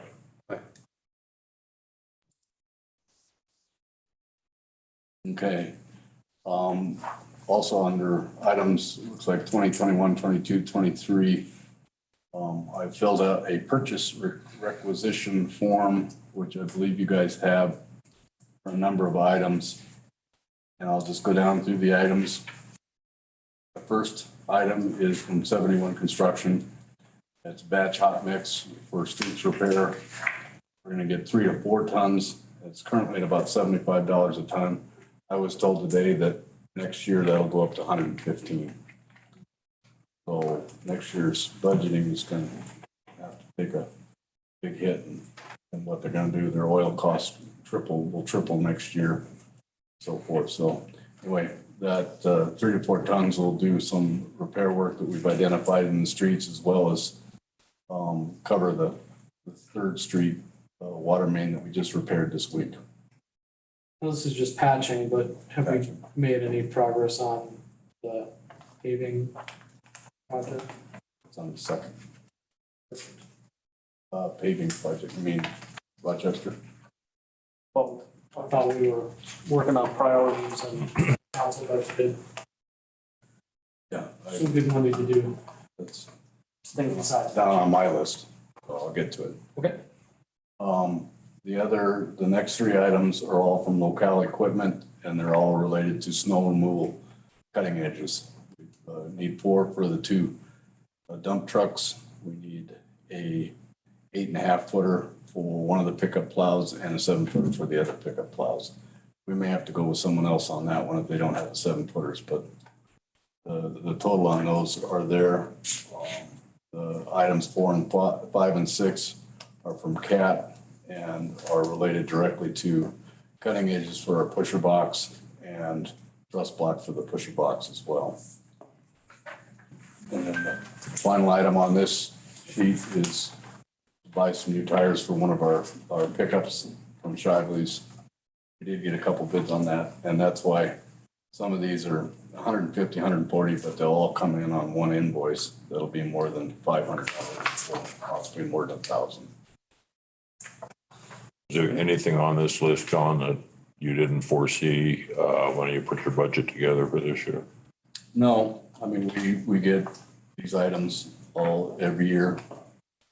Budget for some tires, we budget for cutting edges and a certain volume of hot mix when we do our repair work. The one on the second page is 71 Construction for doing the repair patch on West Rochester. And that was for $8,500. It's obviously going to be thicker. It's on the truck route. So it's a pretty big patch. Usually typically like to have somebody come in and do that. So a good patch on that street. I did get another bid on that, which was twice that amount. So that is my request.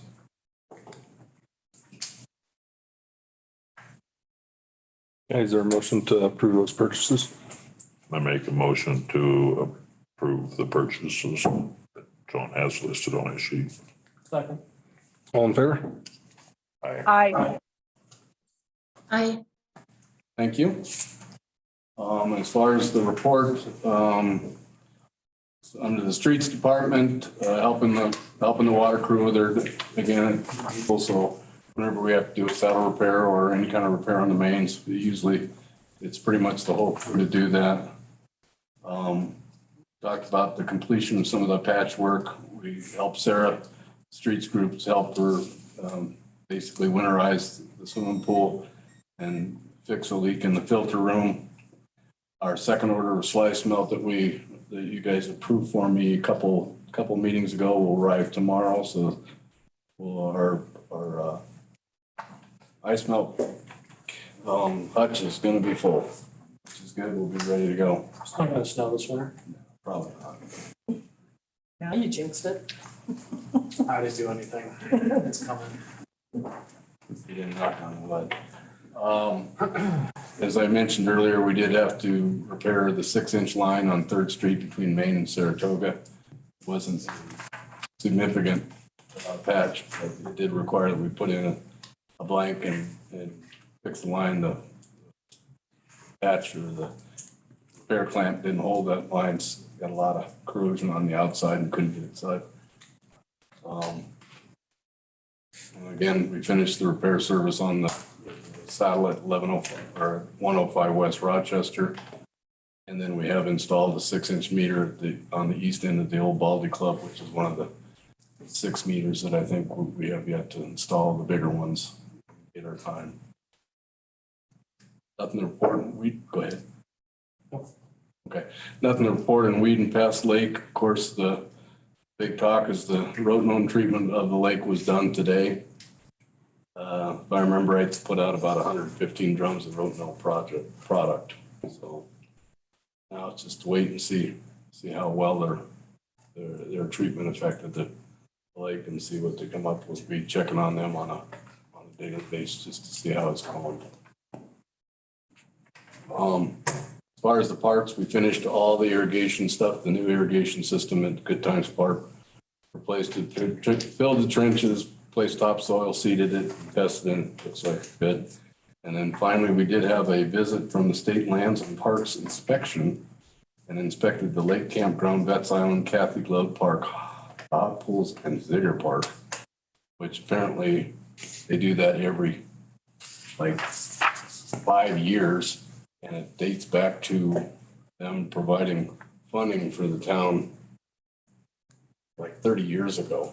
And so she came and inspected them and said, as long as it's remaining, park is remaining as outside recreational areas, that's fine. That's all it has to be. And so she gave me some signs they want to put up and I said, okay, we'll see you in 5 years, I guess. So that was the extent I had. Okay. Ron, did you have anything? Ron and I had gone through around and I had already done all the analysis on at least the rivers as far as getting the data on it. We came up with a number of what we would refer to as number one priority areas. The Hickory and South River, the first was we added some hot patch to that last year to smooth that up.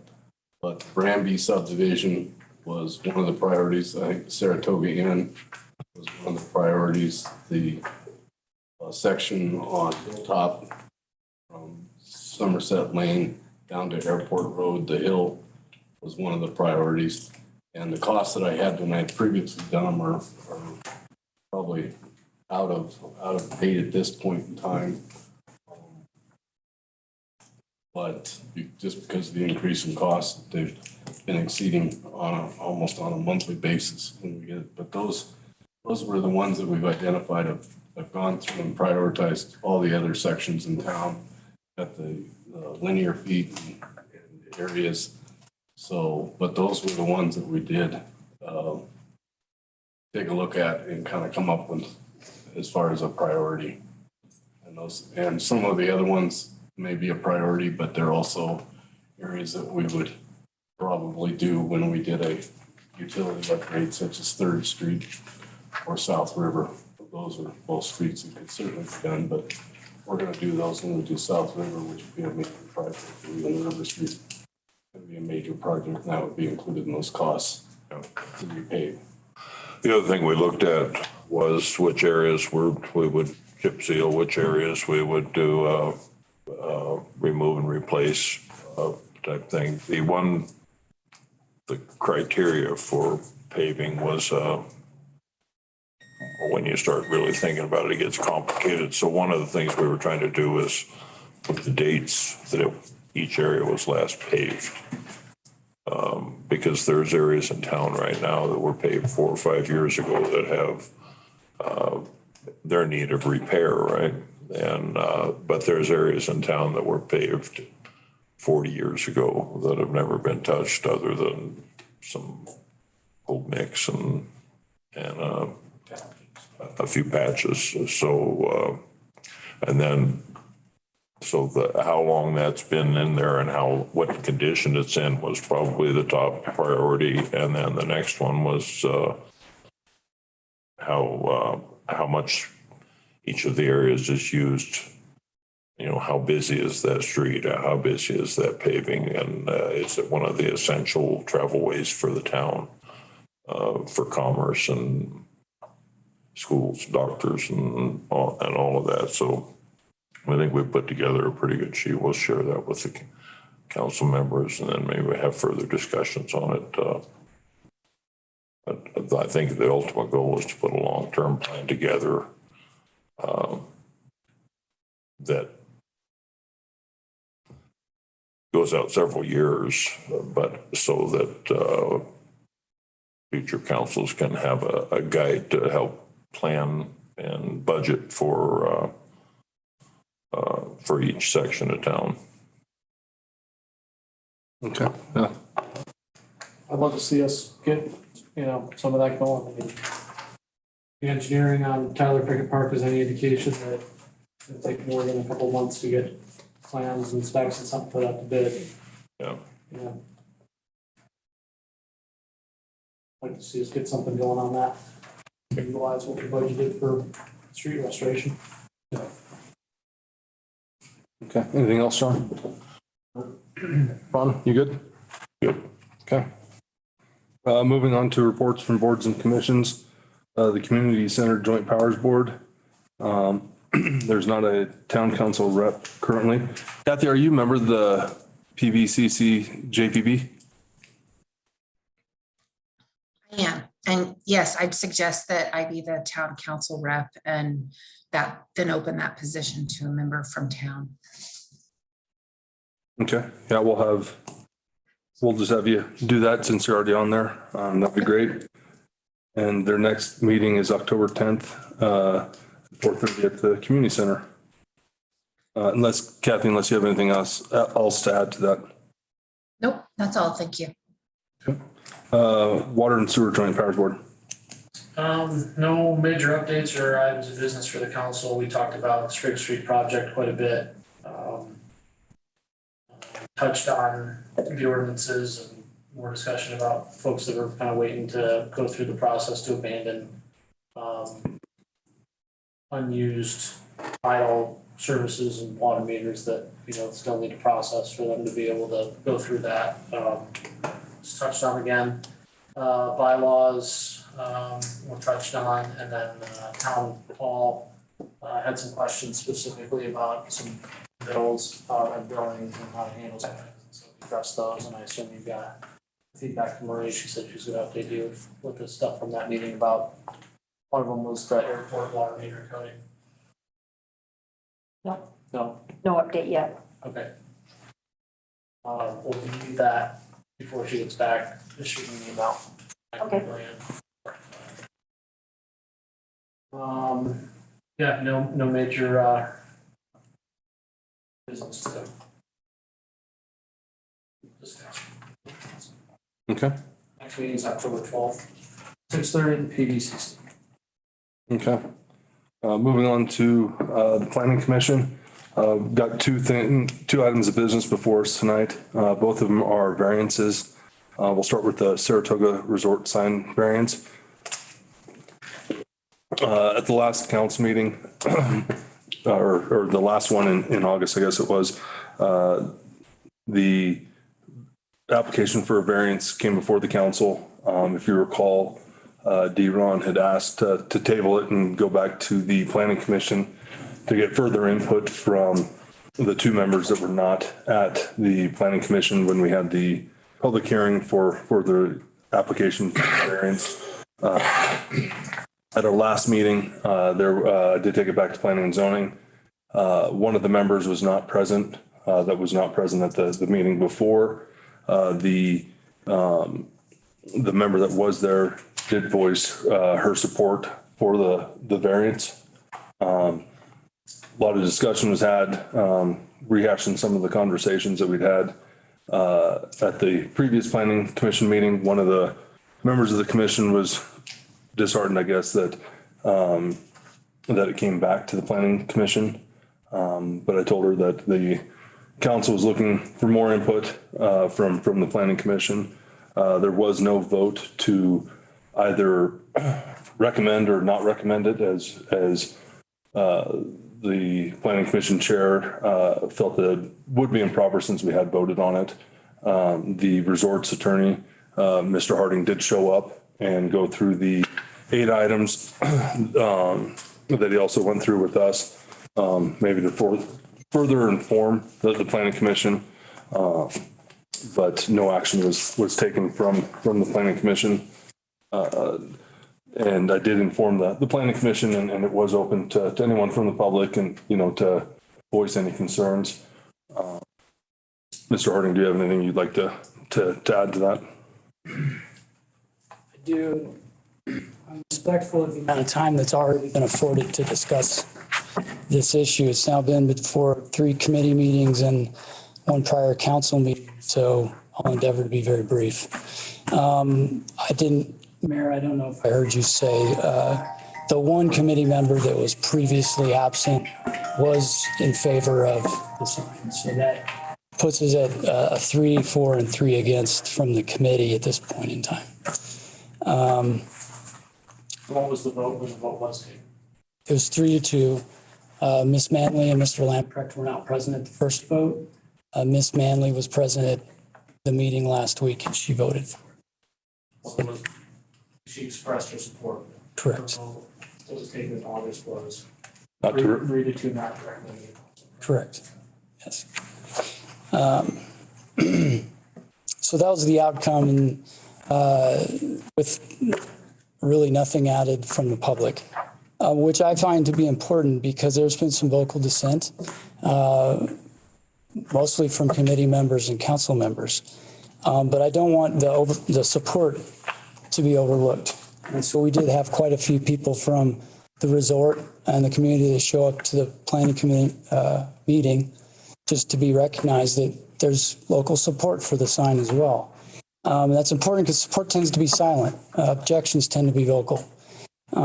There's a tool in the code to measure that, and it's the petition of the neighboring landowners, those most affected within 300 feet. And all but 1 of those were approving of the sign before it was ever even submitted.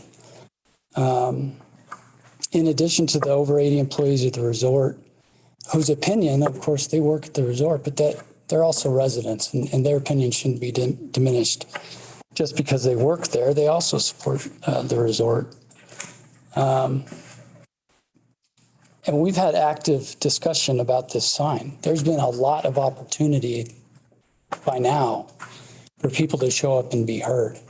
And I think that there's been good discussion, both for and against. That's important for me to know that it's been actually, both sides have been heard. But the amount of objectors are few in number, very loud. The code requires a decision in the public interest based on the 8 factors set forth in the code. And, looking at the petition, I don't believe we can overlook the impact and the importance of the fact that those within 300 feet, those most impacted, their measurement of the public interest is a 4. They're for the sign. This is anecdotal, but everybody I've spoken to supports the sign. I'm obviously an advocate for the resort. Those against it, everybody they've spoken to, they would say is against it. What the council and the committee have to base their decision on is the information that's presented to them at these meetings. And what has been presented has not been very much in terms of objectors. Again, it's been very loud from a few, but few in number. Now, the other thing that was brought up, there's a letter from the public, and I think, I believe that individual is here and likely known to everyone here or some. But it was mentioned, I believe in that letter, and I don't have a copy of it, that this would have no impact on the resort. That is not true. The resort has had a measurable negative impact in traffic and business from not having that sign. Whether or not people can see the razors out front or snowmobiles, without that sign, if you're not looking for that specifically, a person does not know what that is. So the sign is important, and it has had an impact on the resort, not having that advertisement. And I don't want to embarrass anybody, but Ms. Kay Ledgerwood is here. She's the resort's marketing person. If she wants to add anything, she can, but it does serve a purpose. And again, it's facing the resort. It has very little impact on anybody adjacent to it. The discussion that's taken place is this overriding idea of whether Saratoga should be having signs this big. That's the purpose for the variance process. And with that, again, I don't want to get into what's already been presented ad nauseum before the council. I would ask that this council approve it as the governing body so that the resort can continue to do its business. It is a huge community supporter. In order to do that, it needs to continue to be successful with its business so it can make the money to do those support activities. Just to start, nobody is saying have a sign. I mean, I'm completely in support of you having a sign as large as everybody else in retail business is allowed to have. And so the hardship is that you haven't had a sign and nobody can find it. I'd really like to solve that for you by you guys putting up a sign that conforms to the code. Thank you, Councilman Nelson. I think I said it at the last meeting, and I understand that. I appreciate that comment. The situation I'm in is that there's a sign that's made, and we had the variance application on the basis of that sign, which is before the council. But I do hear your comment, and I appreciate it. Thank you. Okay. So to move forward with this, unless there's any further discussion from the council. Can we clarify? I have a comment. This is Kathy. Was the resort aware of the guidelines and the specifications and the unique measurements specific to signage when you built the sign, when you made the sign? So was that Councilwoman Beck? Yes. Yes. Thank you, Councilwoman Beck. Get into a little bit of history to get a little bit more of a picture for you. There was admittedly a mistake in the process of this sign being created and application for a variance submitted. Before I was involved back at the beginning of the year with a manager who was terminated shortly after that. I can't speak for what that individual knew when the sign was being designed and made. However, it was brought to our attention very quickly that it was non-conforming, which is when I got involved with Mayor James and resubmitted the variance application. Since that point in time, we're very clear on what is wrong with the sign in terms of what the ordinance allows without a variance. But beyond that, I unfortunately can't offer much more because I wasn't involved at that point in time. Mayor James may have something he can share. Yeah, Kathy, so originally they came in for a sign permit as required by ordinance. The sign permit was denied because it was on the rooftop and it exceeded the maximum square footage They were notified at that time and that they would have to go through the variance process. They did start the variance process. Then the sign went up and they halted any progress on the variance process. And then it was brought back to planning commission, and then Mr. Harding got involved. I believe it was beginning April, end of March, beginning of April. And I believe they came in for their sign permit sometime in February. Okay.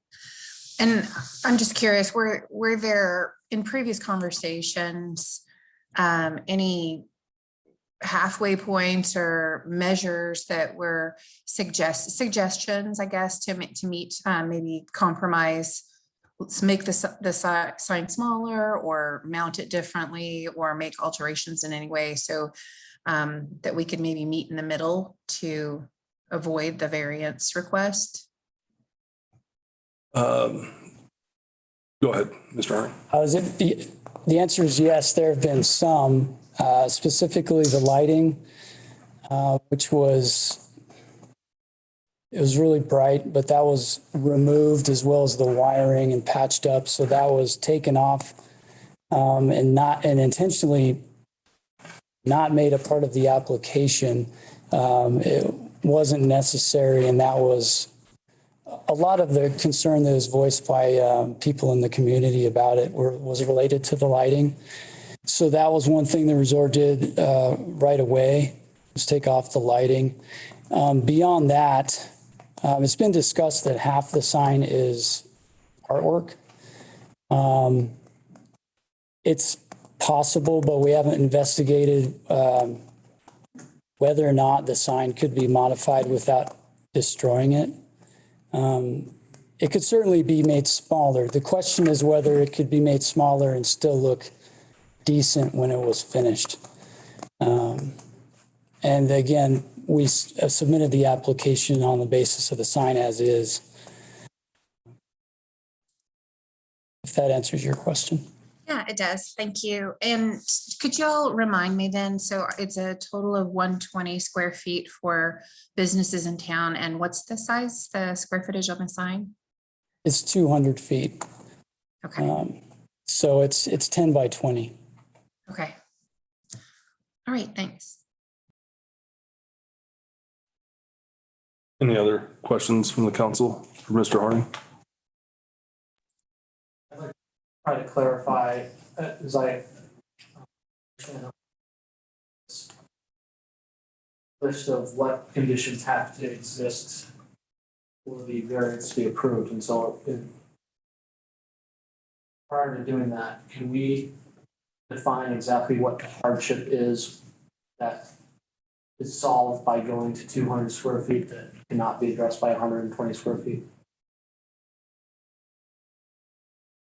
Well, I think it's an excellent question, Councilman Nelson. I mean, I think the hardship being addressed is the same by either side sign. I mean, the hardship that's being addressed is the need for directional advertisement for that building and that business purpose. We've asked for a sign larger than allowable under the code. So I guess the other way to say it is, if it was 120 square feet, of course, we would not need to be here.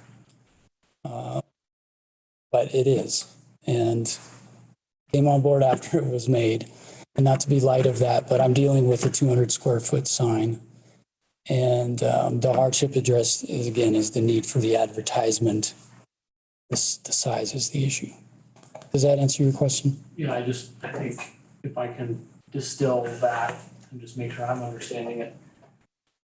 The hardship of not having a directional advertisement can be met by a sign of 120 square feet. And if I might walk that back a bit, and one thing I said before, and I don't know if you were you at the committee meeting, Councilman Nelson, this last one? No, I was not. I had I don't know if I said this. I believe I did at the last council meeting. And sorry to skip over it. The other issue is the distance of the building from the road, part of which is why we asked for the placement on the rooftop, is to address that. That was a convenience issue. allows it to actually be lower than a freestanding sign. If you max that out, it'll still be seen in the size to a certain degree, so it can be easily read and spotted from the roadway. It's, you know, it's not right up against the sidewalk like downtown. Right. Being easily read, you've acknowledged that a portion of that sign is artwork, and so the part that's being read that says base camp is, regardless of whether it's 120 square, let me put it this way, that text could fit on 120 square feet. It could. Yeah, that's no question. And as I was saying in response to Councilwoman Campbell, or sorry, Beck, there is a question about whether the sign could survive a modification. It's not flimsy, but in my experience, it doesn't mean they'll hold up either if we try and cut that thing in any way. So. I have a question. So the standalone artwork on the side of a building, does that also require the same process if there is no text on it? Is that the deciphering? I mean, That's the that was a question that was raised to me, and I don't have an answer on it. Obviously, during Labor Day, the Arts Council had reveal, of a number of different pieces of artwork. One of them being a mural painted on the side of a building that's far exceeding 200 foot.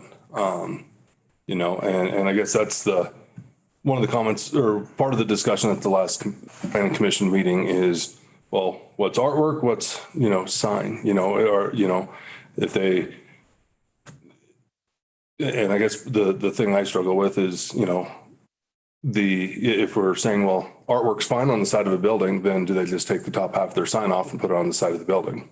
And I guess I don't think the ordinances clarify that. If I could follow that up, Mayor James. The resort's coming here before the council with humility. This wasn't done right at the beginning, and we admitted that from the get-go.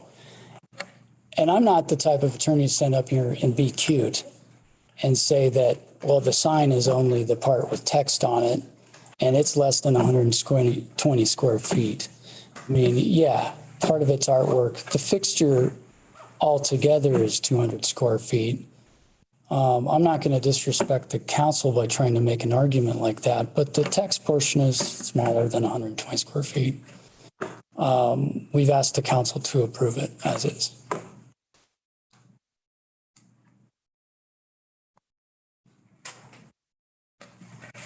Okay, so moving forward, the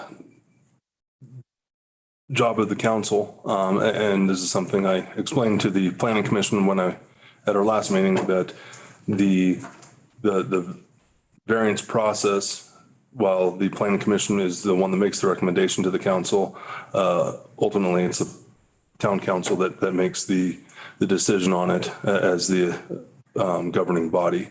So to move forward with it, we would have to have a council vote. I think one of the things that we would have to consider are those 8 factors. And if the council believes that the criteria is not met, then not move forward with the variance and deny the variance. If they feel that those 8 factors have been met adequately, then to move forward with approving the variance. So I would ask, is there a motion? I have a couple more questions. I Absolutely. misunderstood or didn't understand. This went back to the planning and zoning. So the original one was a recommendation to deny, I believe. Correct. Was there a recommendation from the second meeting? No, it was something that was discussed. Even Mr. Harding thought it would be inappropriate to ask the planning commission to revote. One of the members that was gone at the first meeting, Ms. Manley, was in attendance at the last commission meeting and did voice her support of approving the variance. The seventh member of the planning commission was not there. And even if there had been a revote, if everyone had voted the same, we would be tied at 3-3 which would mean that the motion failed. Yeah, and I can't help but recognize the fact that the second variance we're gonna be looking at is a sign that's larger than the 120 square feet, right? So I'm, the only comment I would make on this is when this came up, I actually drove around town and looked at almost every sign in town. There are signs much bigger than this in town. And I'm not gonna go through all the signs and call out the businesses. There's roof mounted signs all over town. Well, there's at least 3, let me put it that way. There are signs bigger than this sign in town for businesses that are setting back off the highway a ways to call attention to their business. I think, in my personal opinion as a councilman is that, especially in this day and age when the businesses struggle with employees and additional costs for due to inflation and everything, that we should be doing everything we can to support our local businesses, especially a business that brings in as much people from out of town as the Saratoga Inn does. It makes this town, it's one of the key contributors to making this town a destination. And so as far as supporting local businesses, I'm all about that. I think they're the lifeblood of the town, and anything we can do at this point in time to help them out. And I guess that's all I have to say on it. Okay, is there any other discussion from the council? Before you call for the vote, I'd just like to read the last phrase in the purpose for any variance. Would be for the literal enforcement of the title that would result in unnecessary hardship to the extent that the property might be prohibited from being used in a manner similar to other properties in the same district. It is a retail business. It is currently, even without any sign, being used for retail business purposes. Has parking, has visibility from the public right of way. It has egress and ingress. I don't understand or accept that not having a sign or needing a sign in excess of 120 square feet creates a hardship. And so I'm just reading the literal purpose of the variance and wanted to recite that once more before we call for the vote. Okay, is there a motion to approve the variance for the sign for the Saratoga Hot Springs Resort? So I learned something from Sue the other day. You make a positive motion, so I make a motion that the variance for the Saratoga Inn as submitted by the Saratoga Inn for the signage be approved. Okay, is there a second?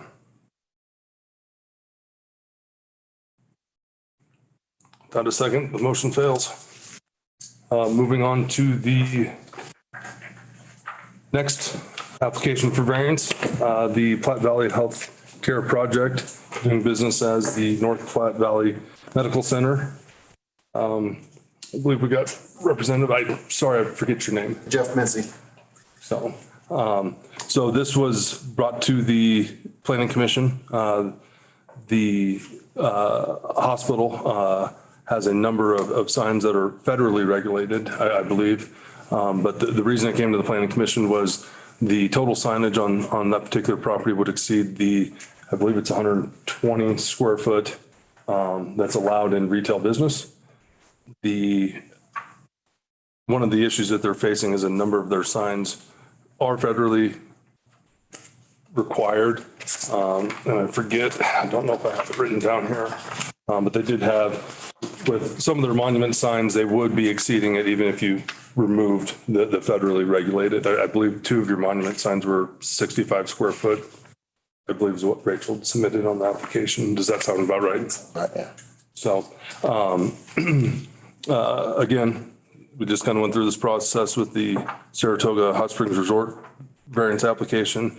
They have went through and complied with all the necessary requirements. I believe they end up having 100% full support. With one non-responsive, but. One non-responsive. Yep, of those that responded were 100%. Okay. So to move forward with it, I think the total, do you remember what the total signage was on it? I don't. There should have been drawings that were submitted to y'all. Yeah, and so in your packet is that, I think rough numbers was, I want to say, when we did the math last time, I think it was about 264 square foot for the signs. So they would need a variance in order to move forward. Much like the resorts application, there are the 8 factors that the council must consider when moving forward with the variance application. The first is, will the variance authorize a permitted use other than those specifically enumerated in the zoning district in which they are sought?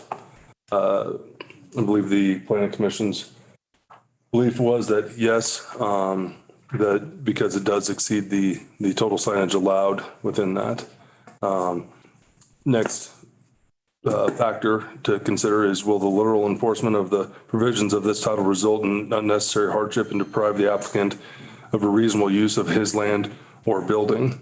I believe the planning commission's opinion was that yes, it would create an undue hardship, especially given the requirements from the federal regulations for signage. The next one is, were the extraordinary circumstances created by the owner of the property and do not represent a general condition of the district in which the property is located. I believe the planning commission felt that it was created by the owner because they were obviously wanting to put up more signage than is allowed by ordinance. But that the circumstances were more so created by the federal regulations. Number 4 is, will the variance, if granted, substantially or permanently injure any adjacent or conforming property? Planning commission's opinion was that no, it wouldn't. The next one is, will the variance alter the character of the district in which it is located? I believe the planning commission felt that no, it would not. The next one is, will the variance, if granted, result in an extraordinary gain in use, service, or income for the property when compared with adjacent conforming uses in the same district? I believe the planning commission felt that no, it wouldn't. Number 7 is the variance, if granted, the minimum variance and least modification that will afford the relief sought. The planning commission's opinion was that yes, it would be the minimum variance needed. And the last one is, will the variance be in harmony with the spirit of this title and not adversely affect public health, safety, and or welfare? And the planning commission did feel that yes, it would be in harmony with the spirit of this title. McCall, you were at the planning commission meeting. Any other input that I'm leaving out or missing? No, I don't think so. I think that as we are working on updating the signs in general to allow for larger lots, we've been discussing that as long as any single sign is less than 120 square feet, then we're working on the language right now to make the exemption overall total sign. Thought that in addition to them, all the signs being regulated federally, that they all seemed compliant. One of the other, or I just thought of another thing that was pointed out in that too, was that these plans were submitted to the state, correct? Yeah, so the process is the federal guidelines are what the architects use to draw the sign requirements according to their interpretation of the FGI. Then that plan is submitted to the Department of Health, which is reviewed by the Department of Health's building inspections. The Department of Health building inspection reviewed these plans, said these meet the minimum requirements for signage for licensing. So in the absence of these signs going up, the hospital cannot get its license. Mm-hmm. So, does anyone have any questions for Mr. Mincy? Yeah, how many of them are lit? So the ones that are lit are the emergency sign above the emergency room with the red cross. The the circular logo above the main entrance. And then the two monument signs are lit. So all of the lit signs are facing Bridge Street. So they would not cast light into the residential areas behind or next to the hospital.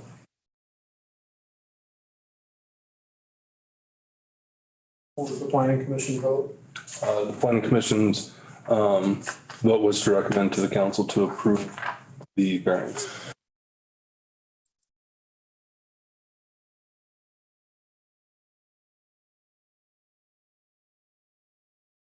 So to move forward, if the council would have to find that these items enumerated that we just went over do qualify or I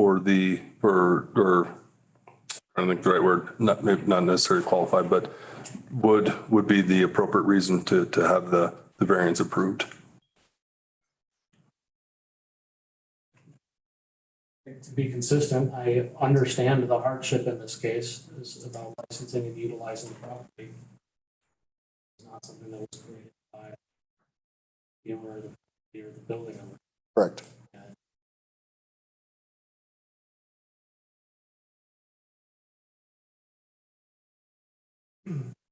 I'd make the motion to approve the variance.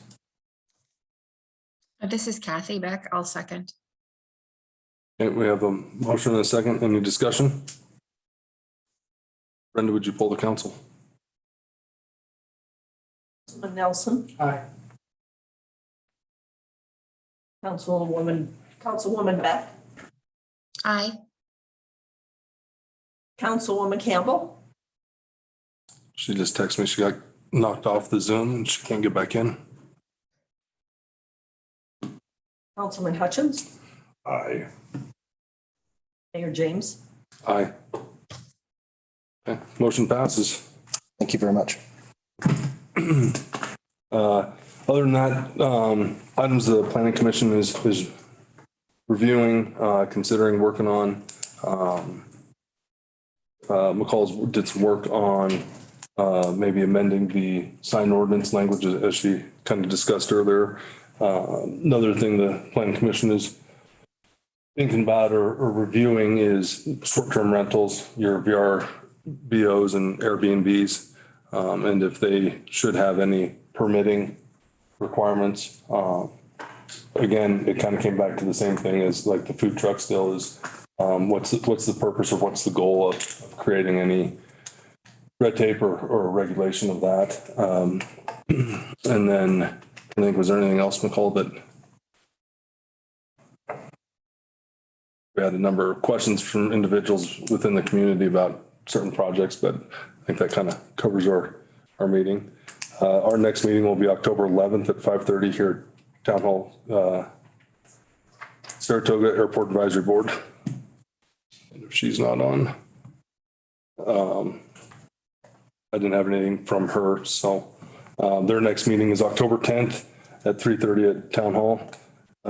Schwimm's, I didn't have anything from Marie regarding that. Their next meeting is October 17th at 6 o'clock at the Saratoga Ambulance Barn. Moving on to new business. Is there any new business?